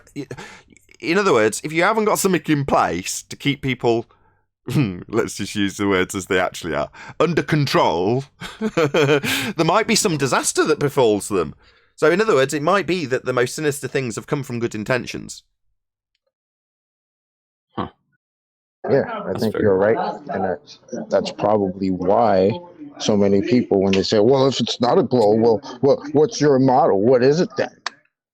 Exactly. And then when they get very upset when we say, well, I don't know what it is, not making a claim as to what it is. We're just based, what we're saying is based on our observation of what we see. That's it. We don't have the people have gotten so used to just being able to go in their phone or go on the computer and just pull up an answer for anything, right? You can just pull up what's that light in the sky. You could just go to Google, pull it up, and it gives you a whole list. It's got a name, it's got stats, like somebody's been there and took measurements and shit. And people say, oh, okay, I feel better. Because somebody somewhere knows something about that thing in the sky, even though I don't. Right? And that makes them feel you see better, like a cozy blanket. You see the contradiction in the Truman Show. So Truman's in his classes when he's very early stages of education, and he's asking about the discovery of the world, and the teacher pulls down the map and says, it's all been discovered already. So he's got the inquisitive mind, and she's telling him, no, you don't need to be a discoverer or an explorer, we already know. Now, true man, in case you don't get the analogy, which is pretty glaring, represents you, the true man. Anyway, yeah, telling you that it's already figured out means you don't think you need to figure it out. Hello? Isn't it obvious? Yeah, the parallels in that movie are fantastic. JLB does good analysis, actually, on the Truman Show. Interesting, in the pre-show, we were talking about Neil's sort of scoffing when we pointed out any critical flaws with sports. He's like, oh hold on there. But JLB has a similar attitude mentioning him, as he's done a pretty good dissection of the Truman Show.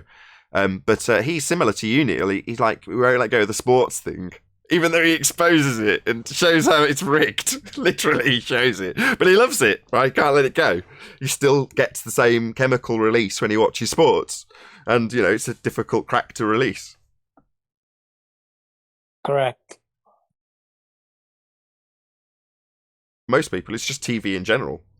You know, no, you can't have TV. It's just poison. It's propagandized. You're never going to get anything useful from it. It's a waste of time. But I like TV. Most people, have you seen the latest blah, blah, blah?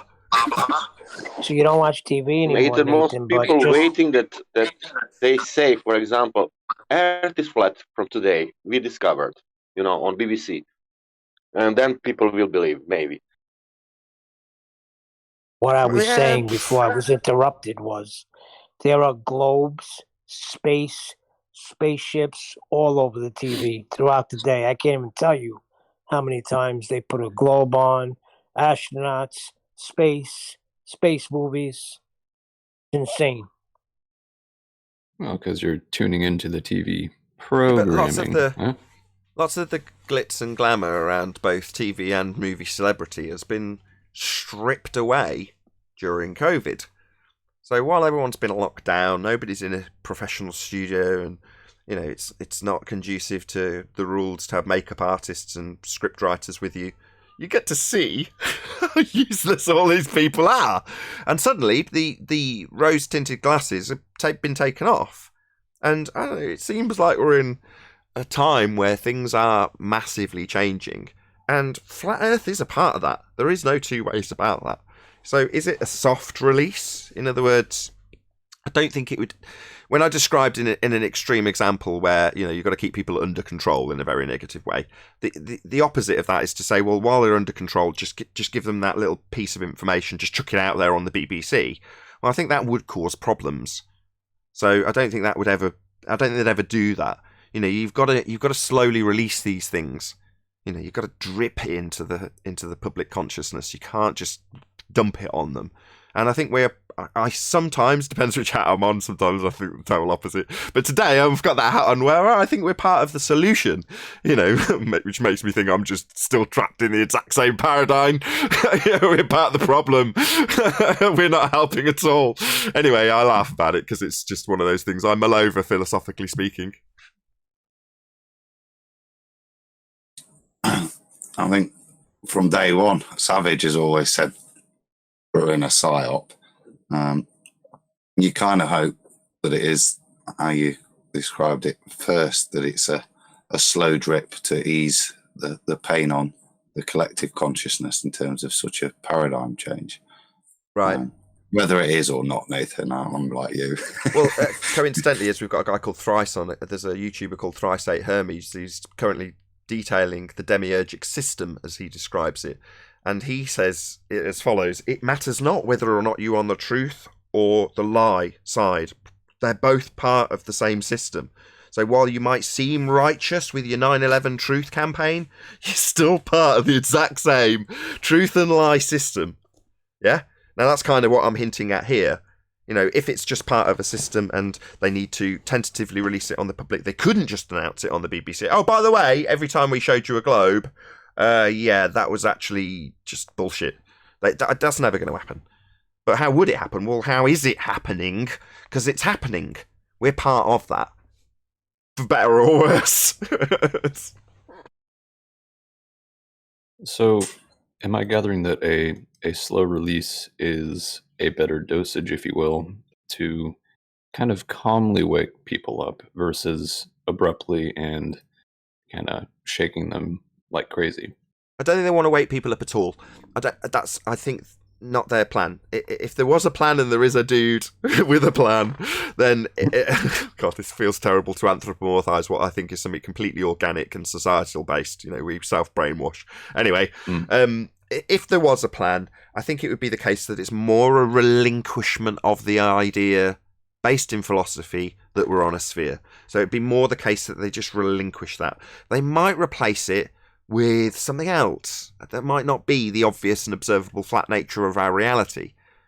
But the relinquishment of that philosophy, I think, is what I'm reading between the lines, what I see happening. So it's not really very speculative. That's just what I see occurring. And even in the way they report the stats on it, they'll ask whether people are just skeptical of the globe, as opposed to, are you a flat earther? Are you just recognizing the nature of the world around you? They say, are you losing touch with your religious philosophy? Is kind of how they'll present it in the media. From what I see gleamed from YouTubers that report on this stuff. Yeah, that's fair. Yeah, I think they're dropping the globe philosophy. They want to ridicule flat Earth. It's been part of it. It's part and parcel. It's like it's yang. So it's always going to be part of their controlled op with Flat Earth Society and things of that nature. It's always gone alongside it because you need to, ridicule the obvious and observable if you're going to declare the ludicrous and absurd, which is what they've had to do. So there's always going to be that unity between Flat Earth and Globe Earth in terms of how they've presented it to the public till now. So that is kind of arbitrary. It's only linguistic. The words Flat Earth might not be great, but only because of the connotations that the controlled opposition's already had their hooks in from year dot, as far as I can tell. Did you want to present something, Adam? Have you got something up for me? It was just a snippet from 1984, which kind of links the two purposes. So just quickly read the quote. For certain purposes, of course, that is not true. When we navigate the ocean or when we predict an eclipse, we often find it convenient to assume that the Earth goes round the sun and the stars are millions upon millions of kilometres away. But what of it? Do you suppose it is beyond us to produce a dual system of astronomy? The stars can be near or distant according to as we need them. Do you suppose our mathematicians are unequal to that? Have you forgotten doublethink? It's the last bit that I think excellent resonates. clip. Yeah, I remember reading that for the first time after Flat Earth, not the first time I read it ever, and just your eyes widen because it's during the torture scene. Excellent clip, Adam. Well done.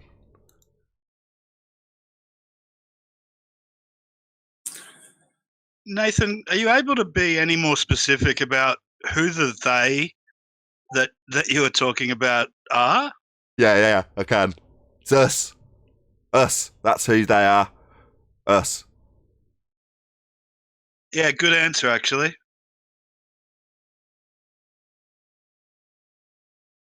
That's why I'm smirking while I'm saying it.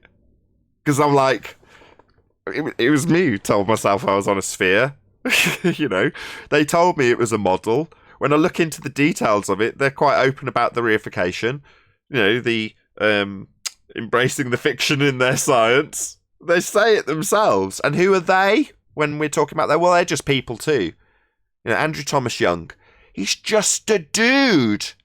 Is he an elite Freemason? Well, maybe, but I'm saying no, he's just a guy who happens to have squared a circle in the heliocentric model that needed squaring to keep that philosophy alive in his explanations for himself and for others to view. And as far as he's concerned, I'm sure he's done a very good job. Right? Well, he's just a guy. That could have been you. Well, are you they? Are you the elite masters that keep us on a sphere? No, we do that to ourselves. Shout out to Alexander. Oh, it's quite a lengthy. Let's move my camera a bit closer, or my mic a bit closer. There are studies that show that children in their early stage of experience Earth as flat and motionless, and the sun moving across the sky. That is before brainwashing school. And thereafter, because that's exactly how you experience it, right? That's how it is. It's obviously and observably flat. I look up and I see the sun moving. It might go past this wall. Nathan. Well, it wasn't. It's not the wall moving. Nathan, can you explain how the tides work if water is flat? No idea. Did I make a claim about that? Thanks for the super chat, Alexander, by the way. So there's no tides on flat Earth? Because I can't explain it, you're under the misapprehension that me not being able to explain it eradicates the effect. It's a bit like when you thought that natural law, right, somehow eradicated things that occur always, like tides. So you think me not being able to explain it means they don't exist anymore? Wow, that's a good start. Water is my bad. I was still there talking, and there we are with Fundy mute button. Yeah, so that's my bad, is it? Right. So because I can't explain it, I'm not a tide expert, nor have I made any claims about tides. That means that tides aren't real. Wow. What are tides? I don't make any claims about tides. Know? You tell me. What's this tides? You brought them up. You tell us. What's your claim? No, I just have a question how tides work on the flat Earth. How tides work on the globe. Okay, I'll concede. I don't know. I'll concede. May I ask you a question? No, maybe someone else can answer. I can answer. Whoa. So, I've said I don't know. That's reasonable. And you've not told us the point of why you're asking. You're just asking a random question. So, I've got a question that's directly I wish to know how it works on the flat Earth. How is working on globe Earth? I've asked him that. I've said, what's your claim? I've tried that, my friend. Yeah, now moving on to my question to him. Oh, God! Why? I just need 10 seconds to ask the question. So, can you explain, relevant to the subject, premature sycamore pollination on a globe Earth? Right. So, does anyone else know how tides work on the? So you're not gonna answer me. If you want to continue the tide conversation, I'd like you to make a claim. The reason you're bringing up tides, I've not made a claim about them, but you're bringing them up now. I want to know why. What's the point? I wish to know how it works on the flat Earth. Right. If the water is flat, nice. How can you have tides? Maybe do some research.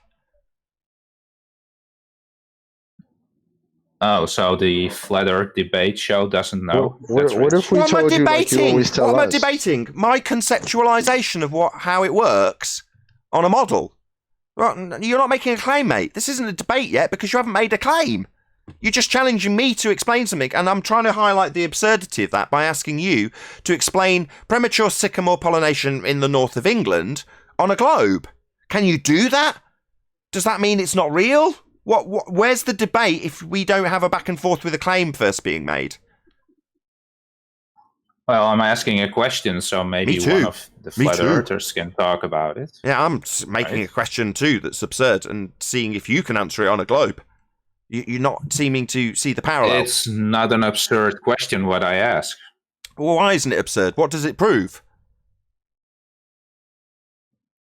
I'm simply asking how... Oh, yeah, what does it prove? I've heard your question. I don't need it parroting 20 times. If this continues, you're going to get kicked out. I need you to actually make a claim. What do tides prove according to you? I never made a claim. Well, then what's the point of you bringing them up? Something. So it's a burden of proof reversal fallacy then? Charge us with making a claim about them that you can pull apart. We're not making a claim about them, Ed. Yes. Not making a claim about them.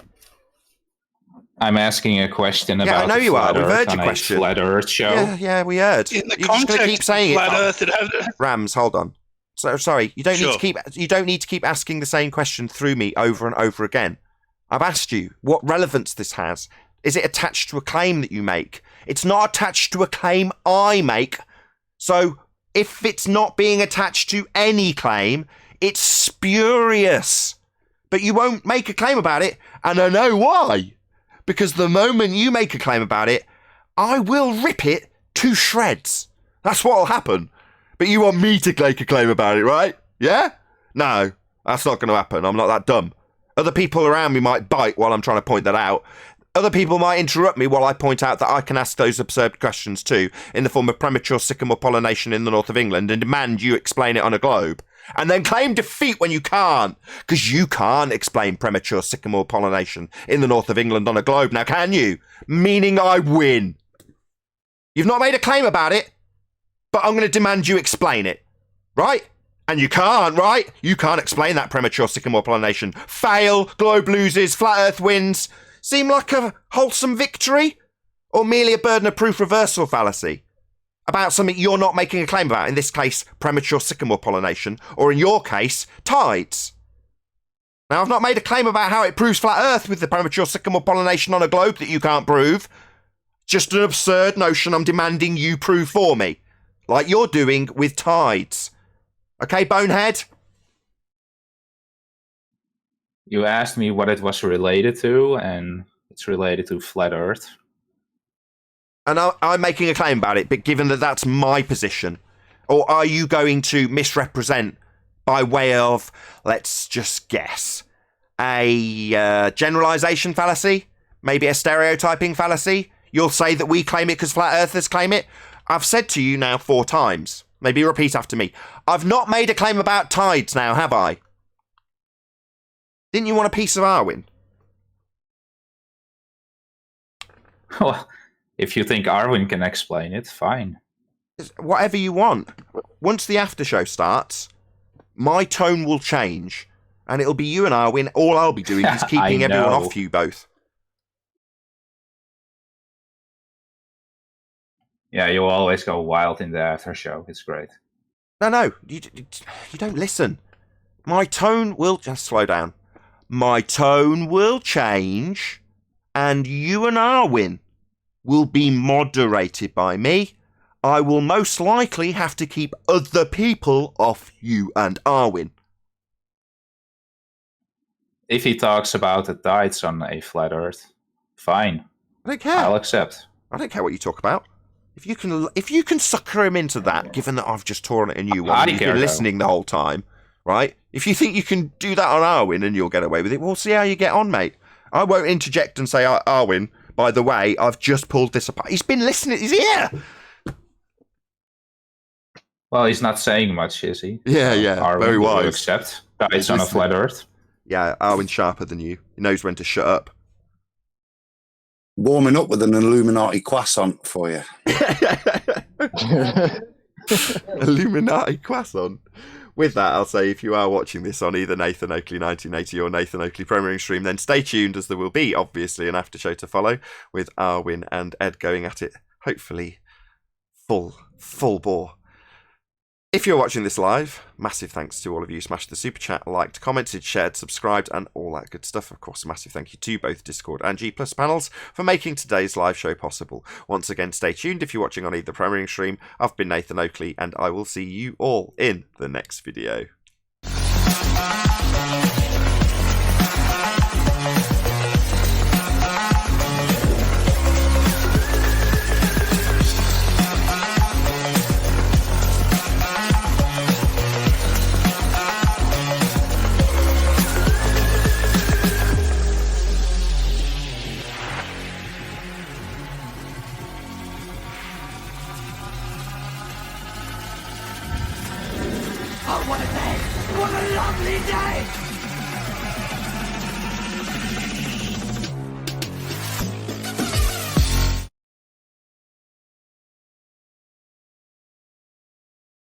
I always find the question, how do things work on flat Earth, a little weird,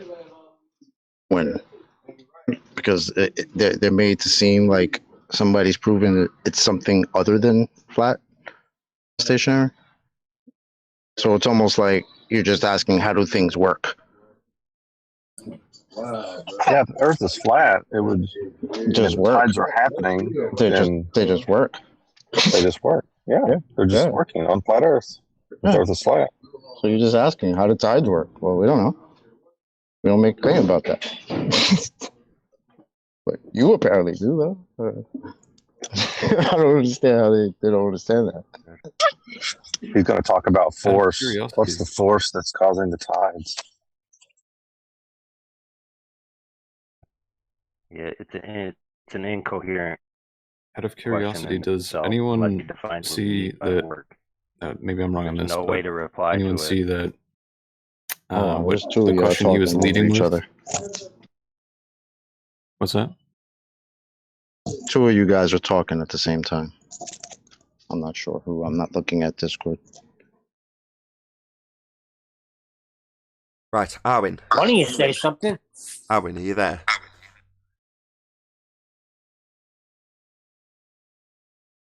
I don't think he is, to be honest. I think he might haven't heard nipped him off to get a speak. drink, which is what I might do until we get his attention again. I think he went out with the tide. Good one. Boom, boom. You know, I spent a week in Jamaica, and I never saw a tide whatsoever.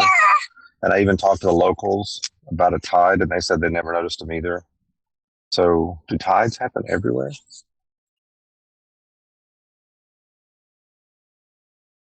I don't know. Ask the guy that's got a claim about it or something.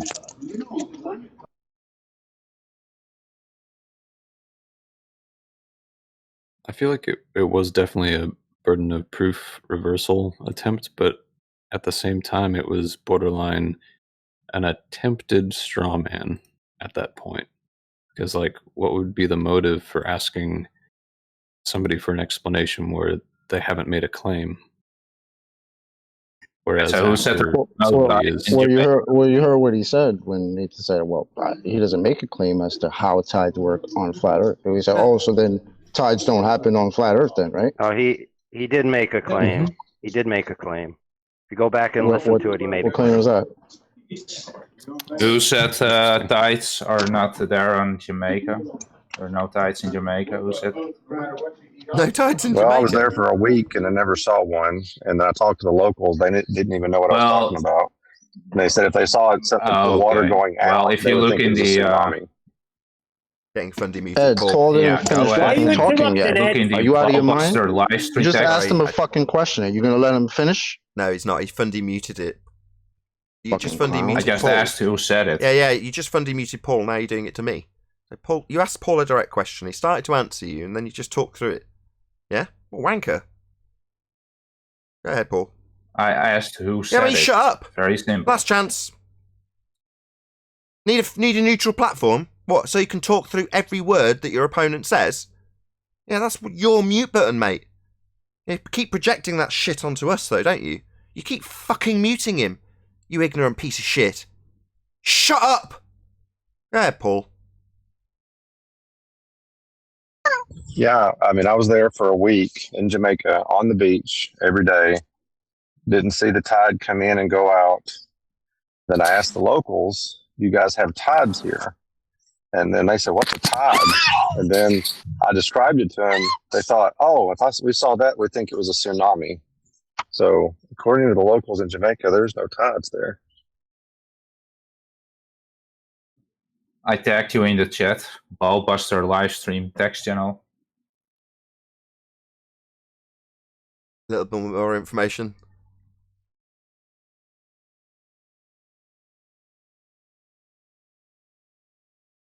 Okay, or maybe not.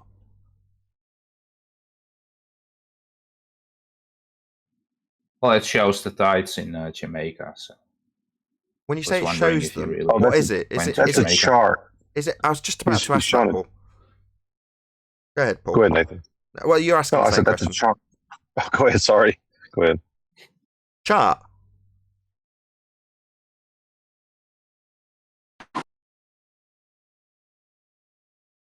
Wow. The chart. It's maths. It's abstract. It's a description. It's a description of what the chart says the tides are. Correct? That's not the tides. That's not showing the tides. Whoever's making that background noise. Discord. Roger. That's not tides.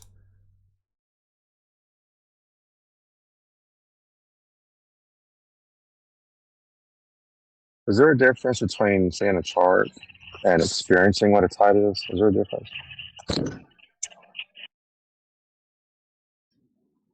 So you're just denying it and that's it. An abstract chart.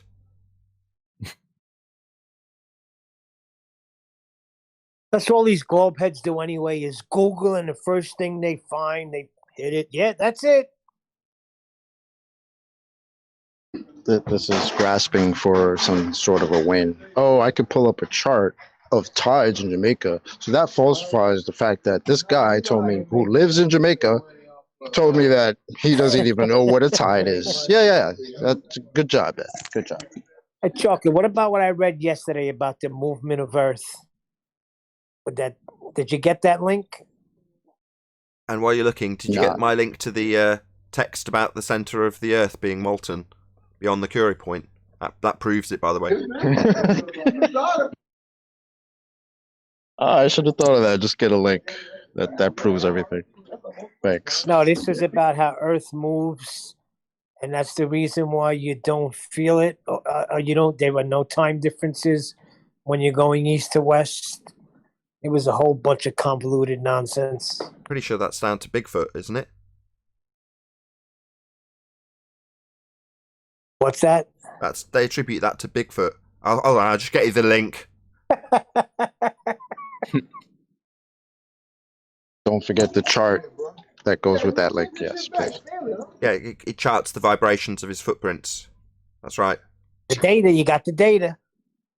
Do you deny the chart of Bigfoot's footprints? Do you deny that chart? Charts are real. It's not abstract. Bigfoot chart with the Bigfoot footprints. You denying that? Send a link in Discord. Well, it's kind of obvious that they would go to charts and things because they are living on a model, you know. Talking about my chart proves the steps. It gives the amplitude, gives the frequency. How can you deny that? Maths is reality. Or maybe when I was go on, Racky. When I was charting Bigfoot a couple of years back, we were using seismograph to know when Bigfoot was walking and laying down on the other side of the earth. It was amazing. We could tell his every step, and when he went to lay down or when he was having sex with Mrs. Bigfoot, we could measure that with our graphs. I don't laugh. This is true. This is true. I've got a link. No, seriously, that's what we did, and it was on the other side of the sphere. Yeah, he's got the breed. Have you not seen that link? Core. It's got a link to the breeding patterns and everything. It's all logged on a graph. Yeah, Yeah, I can show it to you. Send it to Ed so he can start his Bigfoot research. No, surely Ed has seen this data. Surely. Well, it doesn't matter if he hasn't seen it. Math's reality, right? Well, so you're just all denying that tides are real? No, Ed. Is that what it? we're doing is demolishing you.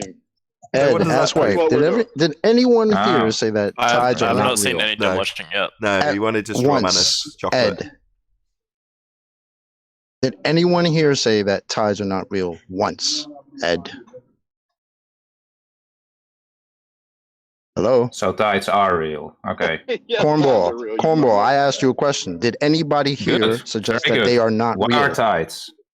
What are the tides? I don't know. Why are you not answering the question? Up and down on a flat plane. What does it prove, Ed? Sorry, what's your claim? We're back to this again. This was done in the pre-show. What's your claim?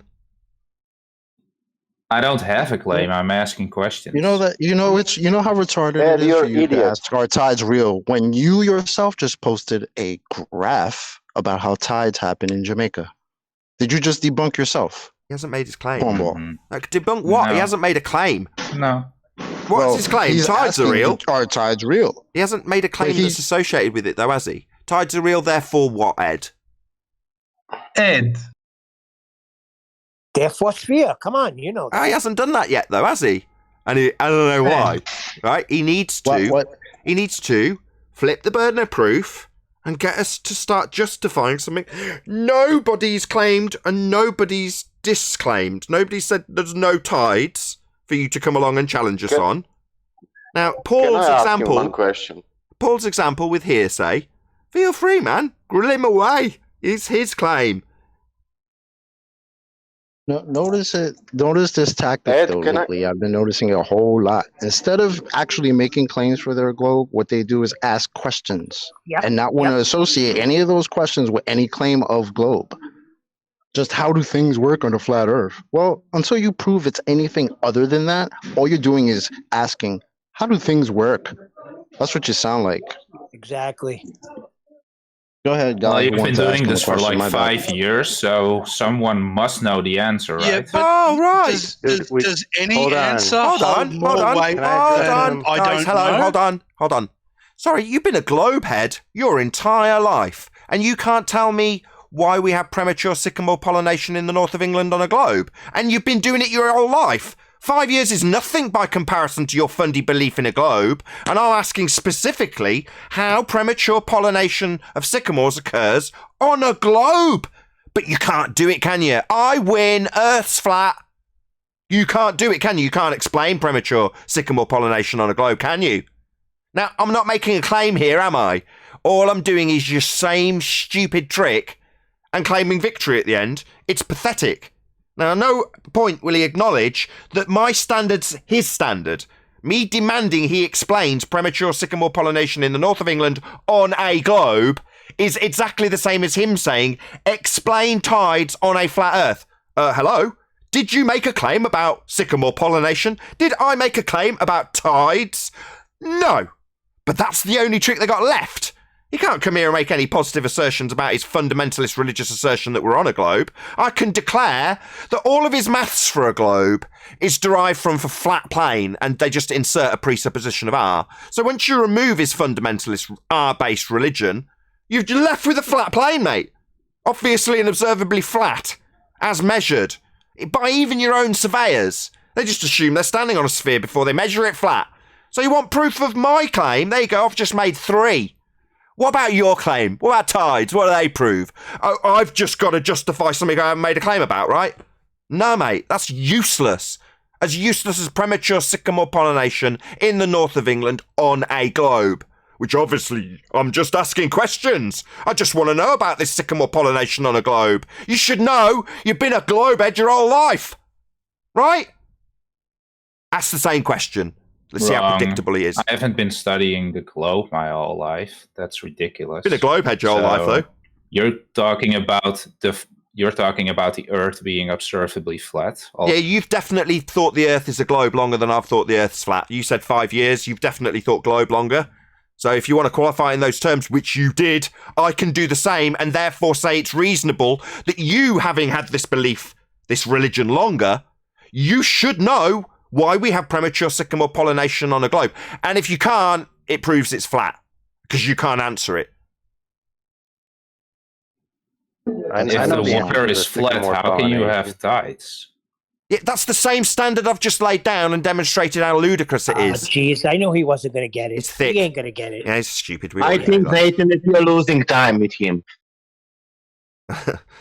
It's only wasting time with you, man. Come on. Have you got any claim? If you haven't, either shut up or I'll have to shut you up. Did I hear AI in the back? We were waiting for our wanted to say something. I'll give him an answer. The tides are caused by the moon. Are they? How'd you prove that? I didn't. I haven't. Okay. Well, this is great. Hold on. Can we stop It right sounds there like he before we wants go any further answer down? rather than I don't know. Okay, AI, you trying to say something, man? I hear you in the back. He doesn't deserve an answer. Go on, AI. He doesn't deserve an answer because he doesn't have a coherent question that has a definitive answer because he hasn't explained what he means by work. And so you are left to interpret what he means and then give an answer based on your interpretation. It's a ruse. That's pathetic. He said, how do they work? And you gave him a probable cause. How do you know that's what he meant by work?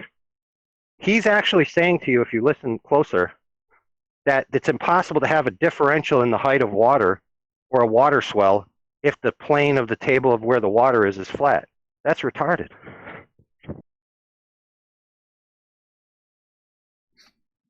How can you have tides if it's all flat? Oh, just called it. See, now we elucidated it. Now we elucidated how stupid this question is, my friends. Well done, AI. He thinks that if you have a table and you put a huge tray on it and you fill it with water, that it's impossible for that water to have differential undulations. Very sharp. Well done, AI Overlord. Kudos. Yeah, it's cool. So, Ed, do you understand that? Or are you going to ask it again? He'll ask the same question again. Well, by the way, I can answer. Don't even bother letting Ed talk for a second, because I want to answer the your premature answer sycamore. that the Earth tilts? What? Was that a repetition? Tilt. Way to prove AI overlord. Yeah, exactly. They're doing the next breath. It happened earlier on the live show. It's epic. Way to prove his point. If it's all level and flat, where does the differential in height Just come explain from? this. Keep doing it. Keep doing it, you complete idiot. Oh my god. When I say he's stupid by demonstration, right? Sometimes I'm saying it just. It is technically an ad hom because I do mean it in that way, even though he has just demonstrated himself stupid. In other words, I don't necessarily process that he is actually just thick, but now it's just the penny's dropped. He's just stupid. He is stupid, and that's it. I said that 400 shows ago. Yeah, I'm sure you did. I'd give him the benefit of the doubt, right? This is what we did. We have to deal with this, right? And I think that he has something with you, Nathan, not with Flat Earth. He is obsessed with you. He's a masochist. Well, can I evolve this? Can I evolve this to the ground rather than the water to make it more clear what he's doing? Yes. Please. Feel free. Go ahead. Okay. If the Earth was flat, then how do we have mountains? Ow. No, that's not what I'm asking. That's exactly what you're asking, bro. You're saying if water is flat, how can there be a differential level in the water? That's completely unrelated, but okay. No, it's exactly what he was asking. All the tides are is a differential in the level of the water. Same with waves. Right. He's claiming that can't happen if water's flat. That's ridiculous. Nathan, can I have something? Go ahead. Go ahead, Darren.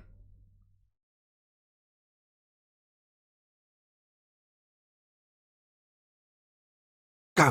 Go ahead. Go.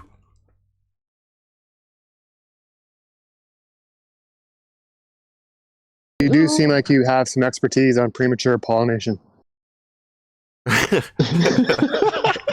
He's waiting for somebody to talk so he can interrupt. Has Arwen come out of hiding Wait a yet? minute.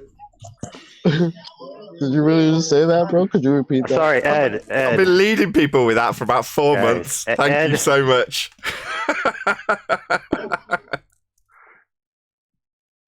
Look, Ed isn't even arguing a straw man. He's arguing a caricature. It's laughable at best. He's arguing a what? That's a new word. A what? A caricature, a cartoon version of what he's trying to explain. You mean caricature? Well, he pronounced You it put the syllable in the wrong Exactly. place. Oh, a caricature. Yeah, I understand. Yeah, it's like if water's flat, then how can there be any difference of the surface level? It's ridiculous. Like if the Why? ground is flat, how can we have mountains? That's a difference in surface level, so it's not No, flat anymore. that's not what I'm asking. Well, let me give you a hint, Ed. Why don't you be clear on what you're asking instead of having them ask you what you're asking? You've already said it. If the water is observably flat, Yeah, we know. how can there be a difference in the level? Oh, Yeah, we know. wow, bro. We know. That's We not what explained I'm it. saying. You already said what I'm saying. Holy crap. Exactly. You just heard that, right? No, because you're Ed, talking do you about know what? Do you mountains. think about what you're saying before you speak? Ed, do you know what you're saying? Ed, did you just tell him that's not what I'm saying, but then right after that say you just said it, what I'm saying? Yeah, Are you out of your mind, Ed? mountains. That's not what I'm talking about. I'm not talking Do you about know what you're mountains, talking am about? I? That's the problem. You got to be careful changing medications, dude. That's what I just said to him. He don't even know what he said. Right, hold on. Arwen, you're back. Ed wants 10 minutes. Well, I've arbitrarily assigned 10 minutes. Right, I don't want to hear anybody other than Ed and Arwen. And Ed, I think, is he's outnumbered. It's only reasonable he goes first. So if you interrupt, I will immediately shut you down. So do not interrupt Arwen when he's talking. Do not interrupt Ed. Ed, the floor's all yours. Arwen's all yours. Wait, sorry, but can I finish my lunch? It's like 1 minute. Yeah, 1 minute. go ahead. I'm almost done. You see, I was right, Doctor. I was right. You're Yeah, having I a know. class, Owen. Of course. No, you can't finish your lunch. Hey, You must, hey, you can we, spit damn out it. the last mouthful. Push can, yeah. Almost done. One bite. Don't rush. It's okay. It's all right. Ed's not worth choking on your food, bro. Don't worry about it. Well, he was going to let Ed go first anyway, so that's time to finish. Oh, yeah, sure. Go ahead. Go, Ed, go. Good luck. So big moment for humanity, and he's eating. Right, no more interruptions, please. Well, hey, is listening to a Glober... Right, Is listening to a Glober Stop. dangerous AI while Overlord. eating? Kudos. But from this point on, please, I don't want to have to stick you all on server mute one at a time as you interrupt him. Please contain your ejaculations. Let Ed speak unimpeded. If he's there. You're there, Ed. Thank you. My question is very simple. If the water is all observably flat, how can there be tides? Wow. Hold on. Is there anything you want to qualify it with, Ed, before Owen gets a chance to respond? So he's got a bit more time to chew. I want to ask for clarification specifically. Are you talking about the geometrical orientation of the Earth's surface, or are you talking about everything on the surface? Which are you specifically referring to with this question? If the water, that's water, yes, you understand what it is, right?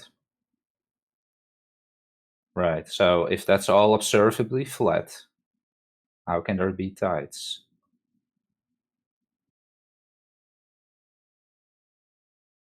Because things are still going on. It's a dynamic system. There's air motion going on. There's wind going on. There's magnetics going on. And there's this magnetic swirl happening periodically in certain locations that is displacing the water.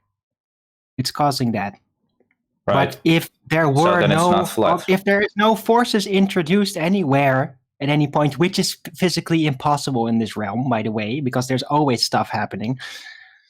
Yeah, then everything would just settle and everything would be perfectly flat, except for physical objects like mountains and all that, that's still going to stay.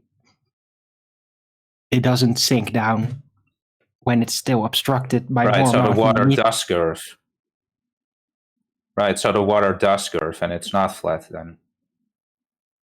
Well, when left to its natural state, when only relative density still applies, no other types of forces or effects, then it will be flat. Perfectly so. It's not what I asked. Yeah, it is. If you're telling me it's always observably flat, Didn't say that. then you can't have tides. Not what he said. Yeah, putting words That's in my what- mouth there. Yeah, yes. Sorry, Ed. Yes. Sorry, you Ed. specifically said, Ed. Nathan. He did not say that. Yes, you did. Oh, and did you say water is always flat? I responded but you to the did, though. question, but I didn't say it's always flat. I elaborated to the question to give a more specific answer. Indeed. No coherent person. Right, so you disagree with Neil. Nathan then. Sorry, go ahead, Ed. So Arwin, you disagree with Nathan then? Who cares? It's Arwin, not me. I'm moderating. Arwin, he's responded. He described it. He qualified it. Were you listening? Yeah. No, it's fine if he accepts that it's look, the thing not is flat. about water. That's fine. Well, hold on, It's both of you. liquid. Stop. Ed, You get it? please. Hold on, Owen. Go ahead, Ed. If he accepts that it's not flat, that's fine by me. I never said that. Yes, you did. You just Hold explained that it's on, Ed. not flat. Hold on. I've just qualified that you're not saying it's always flat. And he's saying, well, if you're saying it's not always flat, then I'll accept that. And you're saying, well, I'm not saying that. So are you saying it is always flat, Arwin? Because that's... He agreed with you until you said, no, I'm not saying that. Now I'm confused as well. Not as a standalone question, no. Because water is liquid and there's lots of things going on. It'll change position. It'll be manipulated. There's waves going down, at the beach. So no, tides. technically, it's not always perfectly flat. Wow, what a revelation. As a local substance, as it were. But It's the amazing. geometric orientation of it in its resting position when no forces apply will absolutely be flat. But that's very specific. Yeah, you kind of repeated yourself, which is what you said before. Did you listen that time, Ed?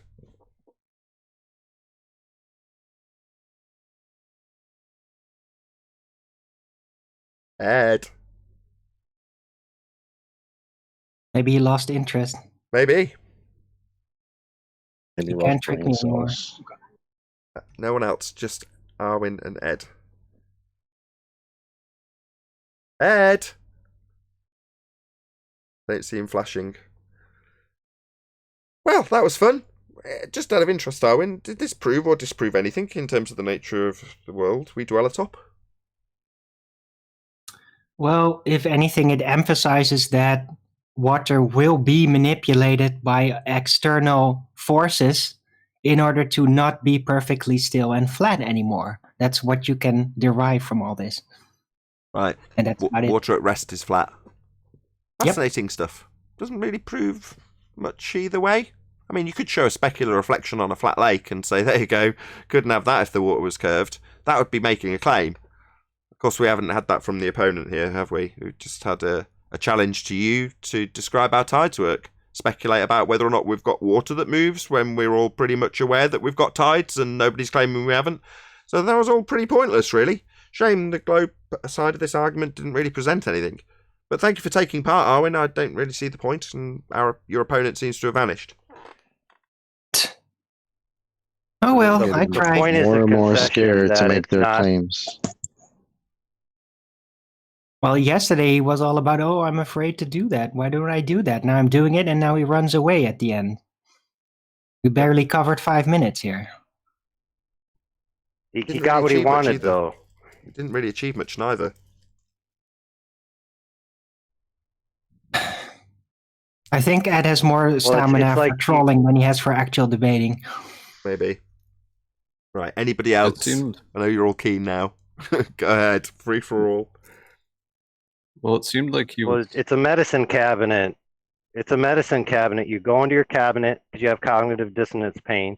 and you just need to hear someone agree with you that an undulating surface isn't flat, and therefore you can apply that soothing balm to your Earth curve problem.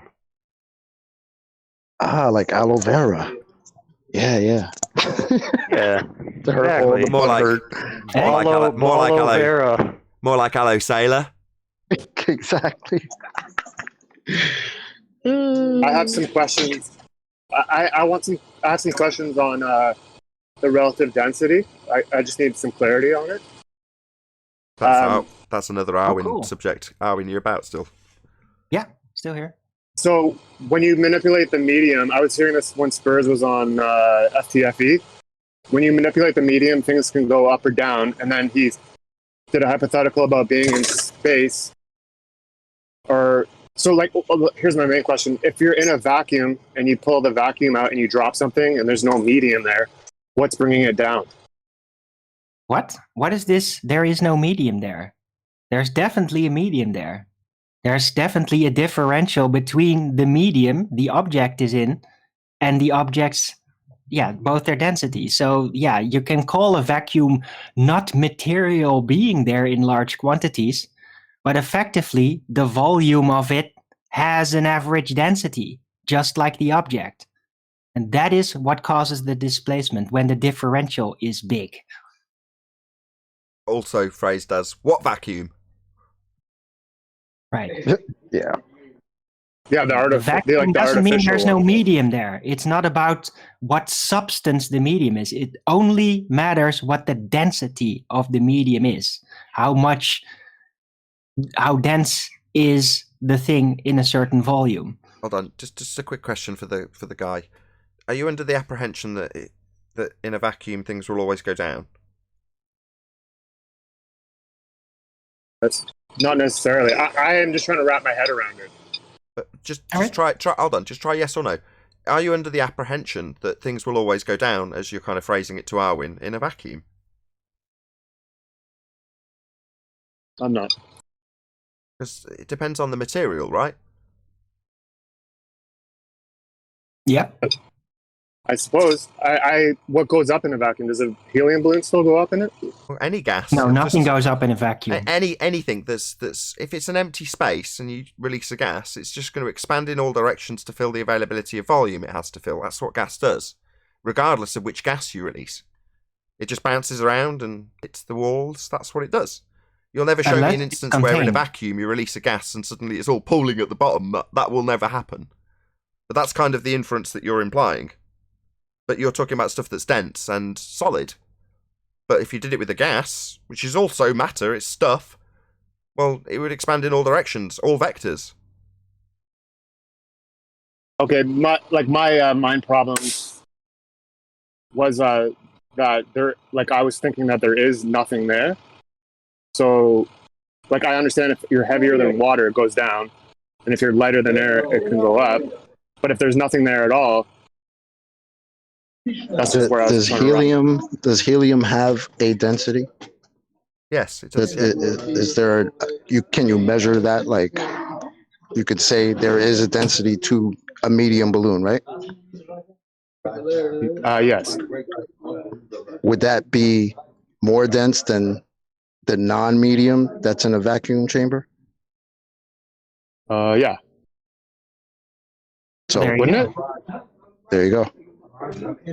But so it's more dense than the medium of the vacuum, so which way does a helium balloon go in a vacuum? All vectors, all helium. directions. It depends on what you're talking about. If you're talking about helium in a balloon, well, then it'll go down because it can't be supported by the density of the medium in the vacuum because there is none, right? But a helium balloon in the air is less dense than the air, right? Moreover, Does that make sense? But moreover, even in a balloon, it's not going down, as you quote. It may have started there when someone put it there, but at no point will it start mid-air unless you put it in mid-air. Now, if it's displacing a medium that's more dense, i.e. the air that will be sucked out of the chamber, then it might be. But you're talking in a vacuum, a very artificial circumstance, with nothing to support it, as Chocolate's detailed. Well, in that scenario, If you've just got the gas, it will expand in all directions, all vectors, and fill the availability of volume. So this notion of down is ludicrous. It depends entirely on what you've got. And if you've got a nothing, an empty space, and you just put a gas in it, it'll just fill the availability of volume. I thought Yeah, that makes sense. With this, if I may, for So not density then. Oh, he's back, is he? And wouldn't a helium balloon in a vacuum? Yeah, sorry, I had a phone call. Sorry. Okay, we'll come back to you guys. Hey, but guys, you could even sort of demonstrate this effect of air weight versus vacuum weight, the density differential, with a helium balloon, which would have to be a vacuum resistant, like it would have to be a very strong balloon. You put it on a little rope, and you attach that rope to a tower, a small little tower in the vacuum chamber. Now, when it's not evacuated, the helium balloon is going to pull up because it's going to be less dense than the medium it's in, the air. As soon as you start to evacuate it, kind of like the egg experiment, the balloon will start to not pull as much on the rope and then suddenly start to go down, and then it'll hang eventually when it is evacuated enough. So that's how it works. The gas will not expand. I'm still breaking my brain over that one. Contained by the balloon.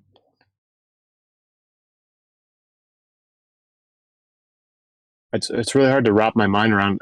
So I get it. I understand it, but there's nothing there, and the balloon has something, and the balloon has weight. Evoking gravity when you say weight. So does helium, if you want to qualify in that term. Then why does it hang down in a vacuum chamber? My bad. Because it's denser than a vacuum. So does helium. Helium also has weight, correct? Doesn't change the fact that it's going to expand in all directions. It's not down, even though it's still got weight. It's all directions, but not down. It's just your way of asserting a single downward vector. So it does have weight. Yeah, and that weight, regardless, is not down, is it? All directions. See how many times I've got to say that. I estimate 25. So not down. Weight, yeah. Down, no. All vectors. Right, weight down. No, weight not down, exactly. Dumb fuck. Listen carefully. Let's try again. Bad dog. Not down. All. We're back to Fundy this mute again. time. Fundy mute time, bad dog. Okay, bad dog. It's training time again, bad dog. Not Fundy mute time again. Fundy mute, third time. It's the dog jumping up at me, isn't it? Yeah. Sit back down, bad dog. Not down. You're wrong. All vectors. It's not going down. It expands in all directions regardless of your attribution of weight. Yeah, weight. Down. No. All vectors. That's 4 times so far. Let go of the ball, dog. So if if the helium is released from the balloon, it suddenly doesn't have weight anymore. No, it still absolutely has weight. And while it was in and there he is, Fundy mute again, so first sentence. Fundy mute! You scared of me, coward. Fundy mute every time. Coward. Bad dog, coward. Don't need to use the mute button on me, coward. Scared. Scared that space is fake. Yeah, I'm not scared, Nate. Fundy mute. I'm still trying to get my response in. Ed, Fundy mute, scumbag, Fundy mute, coward. Let's try again. So, in the containment of the bloody balloon itself, it's still equally dispersed within the balloon. You don't tend to have a saggy bit at the top with it all pooling at the bottom now, do you? Even if you stick it in a vacuum. Yeah? And when the breach happens, when the balloon can no longer contain the pressure, it'll do the same thing in the chamber. Expand in all, not just down, all directions. Did it in the balloon and it'll do it in the chamber. It's not just down. Comprende? Hello? But it still has weight, though. That's right, Ed. Weight, yes. By Right, your so qualification, down. Fundy mute time again. Fundy mute, yeah? Yeah, I'll try again. That's right, Ed. I'll try it with a little positive inflection for the bad dog. That's right, good doggy. Yes, still wait. 4th time I've asserted that. Try and listen there, good doggy. Yes, wait. Yes, that's right. Not down. I correctly identified your attribution of a downward vector when you said wait. And then I, now fifth time, said, yeah, Ed. Good dog, wait. Bad dog, down. All vectors in the balloon. All vectors in the chamber. Not down, Ed. Can you try? We'll get there. There's a doggy biscuit at the end of it. You can only measure weight downwards. That's fascinating. And yet, helium isn't just going down, is it, Ed? So even though your fundy attribution of gravity with this word weight doesn't change the all vectors of helium. Yeah, you can qualify it with weight. Of course, you'd need to cram it into a container to do that. And inside that container, it would be expanding in all directions, hitting the container and bouncing off again. Equally in all directions, not just down. So when you weigh your helium in its necessary antecedent container, you can say it's got weight because you've forced it to have a downward vector by forcing it all into a container. But like with the balloon, the helium has actually got all vectors covered inside the container and inside the vacuum once the balloon pops. Not down. 7th time. Some dogs you just can't train, ladies and gentlemen. Weight means down. I know, Ed. And I've tried 3 times to tell you that when you say down, you're arbitrarily assigning an always downward vector, which doesn't work with helium. That's the 8th time. How slow are you? This is a globe believer. It's what happens if you believe in a globe. It literally makes you mentally retarded and require the more educated, better informed flat earther 7 attempts to point out that I know you say weight meaning down, but we haven't just got down, have we, Ed? 8th time. You said the helium doesn't lose its weight once it's released from the balloon. Yeah, you can still arbitrarily cram it into a container, give it a downward vector, increase the amount of it and say it's got a greater weight. And I've also pointed out now 4 times that you've arbitrarily assigned a downward vector to this arbitrary weighing process that would require containment, and the gas itself, not the container you've stuck on the scale and shoved loads of helium into, because that's a way of forcing it to have a downward vector to qualify with weight.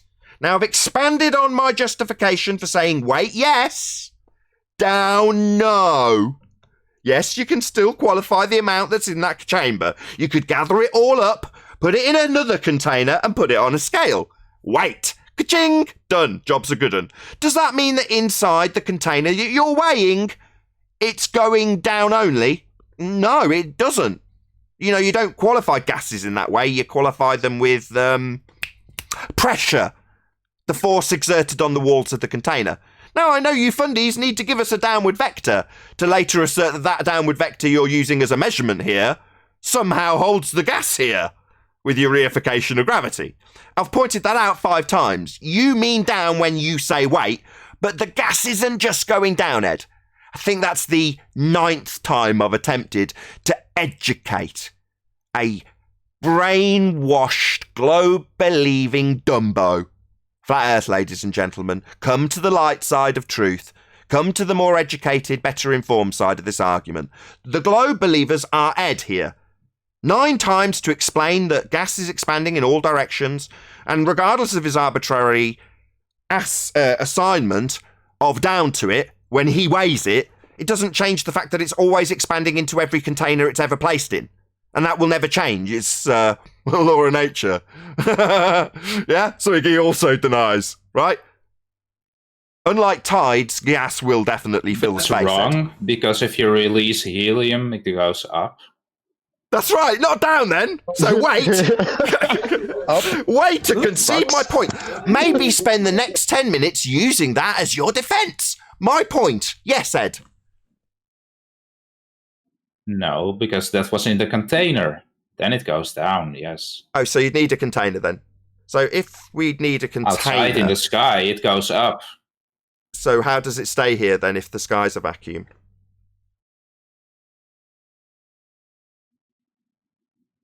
What do you mean? It has weight. I mean, how do my balls taste when I take away your globe and the space it's in? No, when you tell me that it's going up.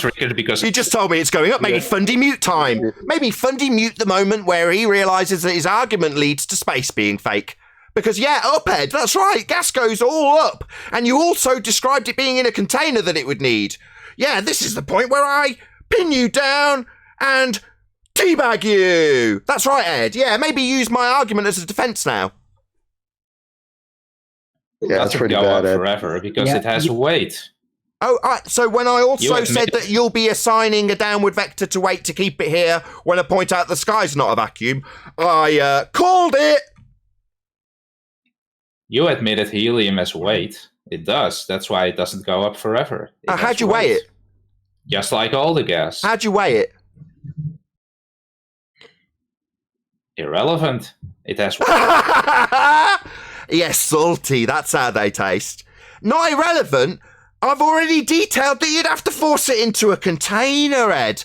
And then when I got to the point that I was going to ask you about how it's contained here, you very quickly started telling me about how that weight that you'd need to shove it into a container to get was actually holding it here. And I went, called it. Because I did. Doesn't matter. Oh, it's not important that you'd need to shove it into a container to weigh it. Yeah, because it'd need a container to weigh it. So to assign this arbitrary weight scale, you'd need it to be contained.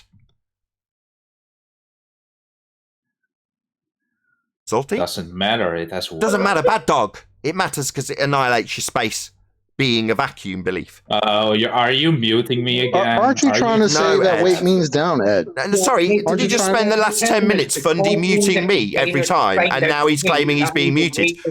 He seems to be claiming I'm muting him. What? Is that really the last hurrah? That's your Alamo, is it? You're muting me. No, Ed. Like now, there's a prolonged pause when I teabag you. You've pointed out that it needs to expand into the container to weigh it. You later relinquished that and said it's not important, even though I'd already covered it. Yeah, Ed? It's not irrelevant. It's what you'd need to do to assign weight to it. And he's Fundy muting me. Yeah, how do my balls taste while you Fundy mute me? Yeah, Ed. So I'll try again. Let's see if he says it's irrelevant. If he says it's irrelevant while he Fundy mutes me, I'll kick him out. So how do you weigh it, Ed? Fundy mute, hello? How do you weigh it? So Nathan, what you're saying is Get the fuck out, Highlander. Shut up. Shut up, Highlander. That means Shut up. And G+, please. How'd you weigh it, Ed? How'd you weigh the gas, Ed? You need a container. Container, Ed. Irrelevant. How'd you weigh it, Ed? Irrelevant. Does it not have weight? Don't ask me a question, Fundy scumbag getting teabagged. How do you weigh the gas? You're assigning it to hold it here. So you're saying weight is what keeps the gas here. How'd you weigh it, Ed?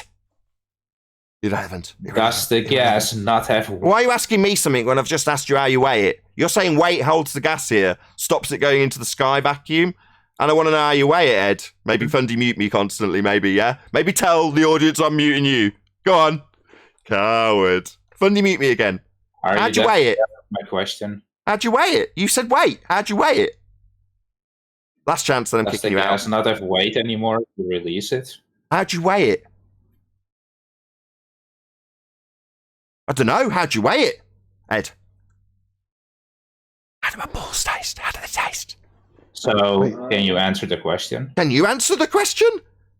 I don't know if it's got weight. Does it not have weight anymore, Ed? How would you know? How'd you weigh it? You tell me. It's your claim. It's got weight holding it here, right, Ed? From what? Shut up, chocolate. So it's got weight holding it here, Ed. How would we know? How would we weigh it, Ed? And then tell me how my balls taste. Go on, Ed. Or tell me I'm muting you. Go on, Ed. Howard, scumbag, Fundy. So again, if you release the helium, does it not have weight anymore suddenly? I don't know. Maybe ask that 6 more times for me saying, I don't know, it's your claim. You claimed it's held here by weight. How would we Fundy mute time? So yeah, I can do that too, Ed. I can go up in a whole other octave. How would we weigh it to know? Share your pain, Nathan. Not my pain. Do I need to go on camera? No, mate. You're saying it's held here with weight. I'm saying, how would we know? And you're asking me how we'd know. Not my claim. You tell me. How would we weigh it? Maybe I should answer the question as well as answer it. Because you can't, coward. Maybe claim I'm muting you. Howard, let's come back. Howard. So, does it have weight if you release it, yes or no? I don't know. How would we know that, Ed? Being it's your claim, you tell me how we'd weigh it. Weight's holding it here, right, Ed? How would we know that? How would we weigh it then? I'll tell you, because you're a coward getting teabagged. You would put it in a container to weigh it, Ed, wouldn't you now?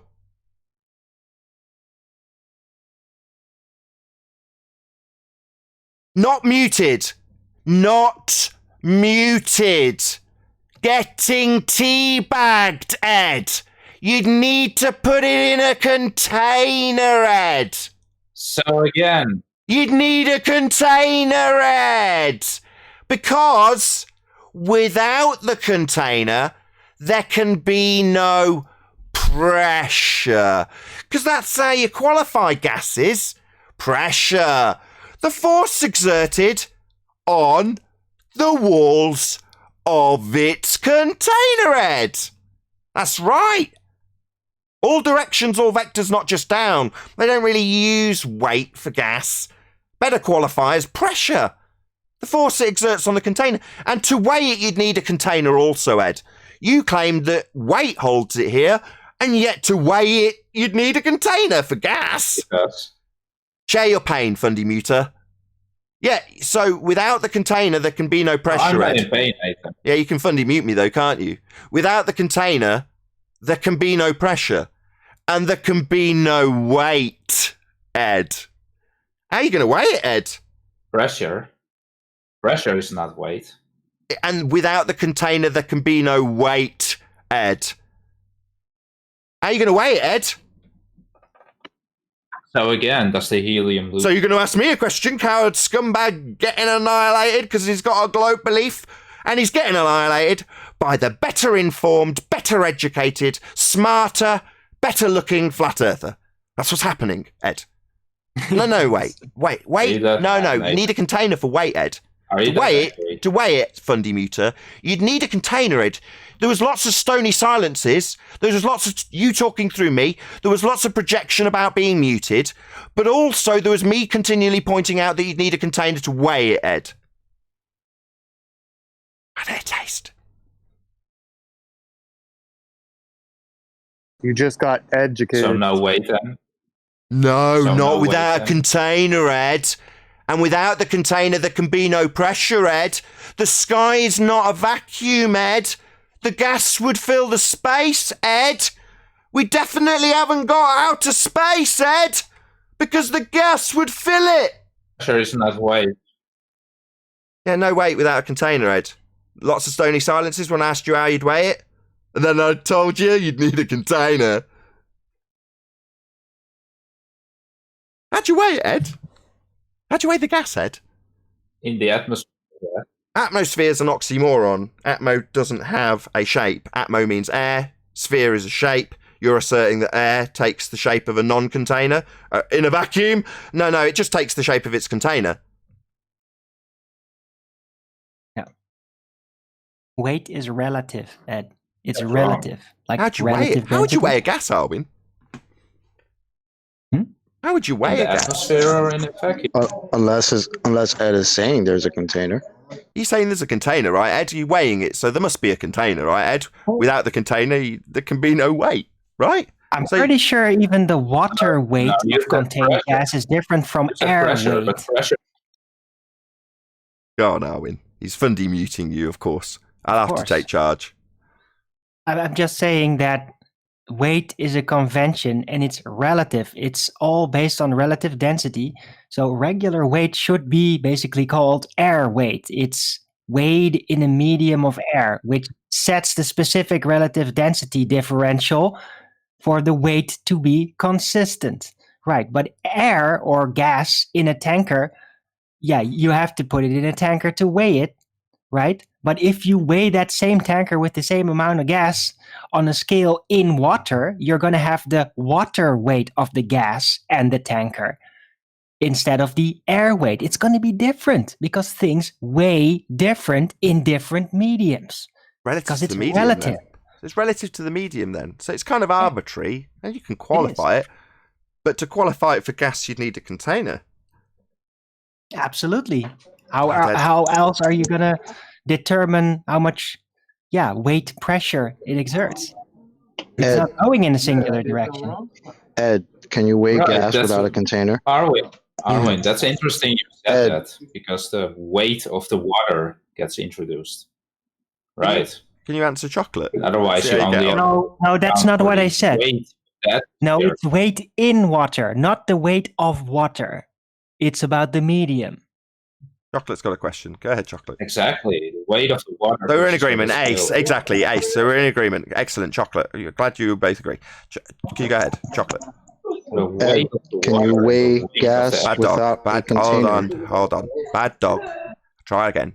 I know we've got a very disobedient dog. Let's try once more. Eddie, Chocolate. can Go you ahead. weigh gas without a container? Can you weigh a gas without a container, Ed? What? Can you weigh a gas without a container? Yeah, sure. How'd you do that? You're being dishonest now. Measure. No, just Say that measure again? the air pressure. He said measure, and then he didn't. Measure what now? Eddie, He said can you pressure. weigh a gas without a container? It should be simple, right? Yeah, he said pressure. Measure the air pressure. Air pressure? That's the weight So of pressure? Wait. Can Hold you on, have hold air on. Measure the air pressure. What's pressure, Ed? The force it exerts weight on of the walls of its atmosphere. container? Yeah, he went right back to it. He seems to be now using No, because pressure. of the That's weight of the atmosphere. weight or pressure? The No, weight of the you're saying atmosphere. weight. He's saying pressure. What's going on, The weight. Chocolate? The weight of the pressure. The weight of the pressure. They're the two weight different. of the pressure? The weight of the pressure. What? Ed, The weight I'm is asking pressure. you, can you weigh gas without a container? No, You can't. said pressure. Can you have air pressure, Weight. otherwise known as gas pressure, Weight without of a that. container, Ed? It's the weight of the atmosphere. How'd you weigh it? Would that have to be contained to weigh it? Yeah, it would, yeah. Another Sony By silence. force, yes, the weight. By force, yes, the weight. The weight of Would the it need Force. containers? But before you said it was pressure. Is he trying to assert the non-force gravity? I hope not, because before you said it was pressure. So are you confused, Ed? No, that's just how it's called. I didn't hear that. That's just how it's called. Ed, you're asserting that the weight of the gas keeps the atmosphere here. But in your narrative, there's no containers. So how does the gas that you say has weight, how does it have weight if you don't have a container? But it has weight because it's mass. So then it has a container. Contained. That's right. Because it has a That's container, like right? hold on, Almost Chocolate. Freudian That's slip a there. bit like begging the question. Something you constantly claimed we were doing. So you're just begging the question then. Just has weight. You're not weighing it. You're not putting it in a container and putting it on a scale, Ed. So you're just begging the question then. No, it's held here by its weight. Yeah, that's just begging the question though, isn't it, Ed? That's just you asserting it though, isn't it? Yeah. How'd you weigh it? He's Tumbleweed saying moment that again. the weight is the Hold container. on, Owen. even Let's though- have that tumbleweed moment. How'd you weigh it, Ed? How'd you weigh it? With gas? With what? With what, Ed? Speak up, Ed. Which guest? Oh, God, I give up. With that, I'm going to say a huge, massive, enormous thank you to all of you tuned in on either Nathan Oakley 1980 or Nathan Oakley Premiering streams for hopefully smashing the super chat, liking, commenting, sharing, subscribing, and all that good stuff. Be sure to check out nathanoakley.com and the Flat Earth Debate Forum to keep up to date with the community debate. Another massive thank you to today's Discord and G Plus panels for making today's after show possible. I've been Nathan Oakley, and I'll see you all in the next video.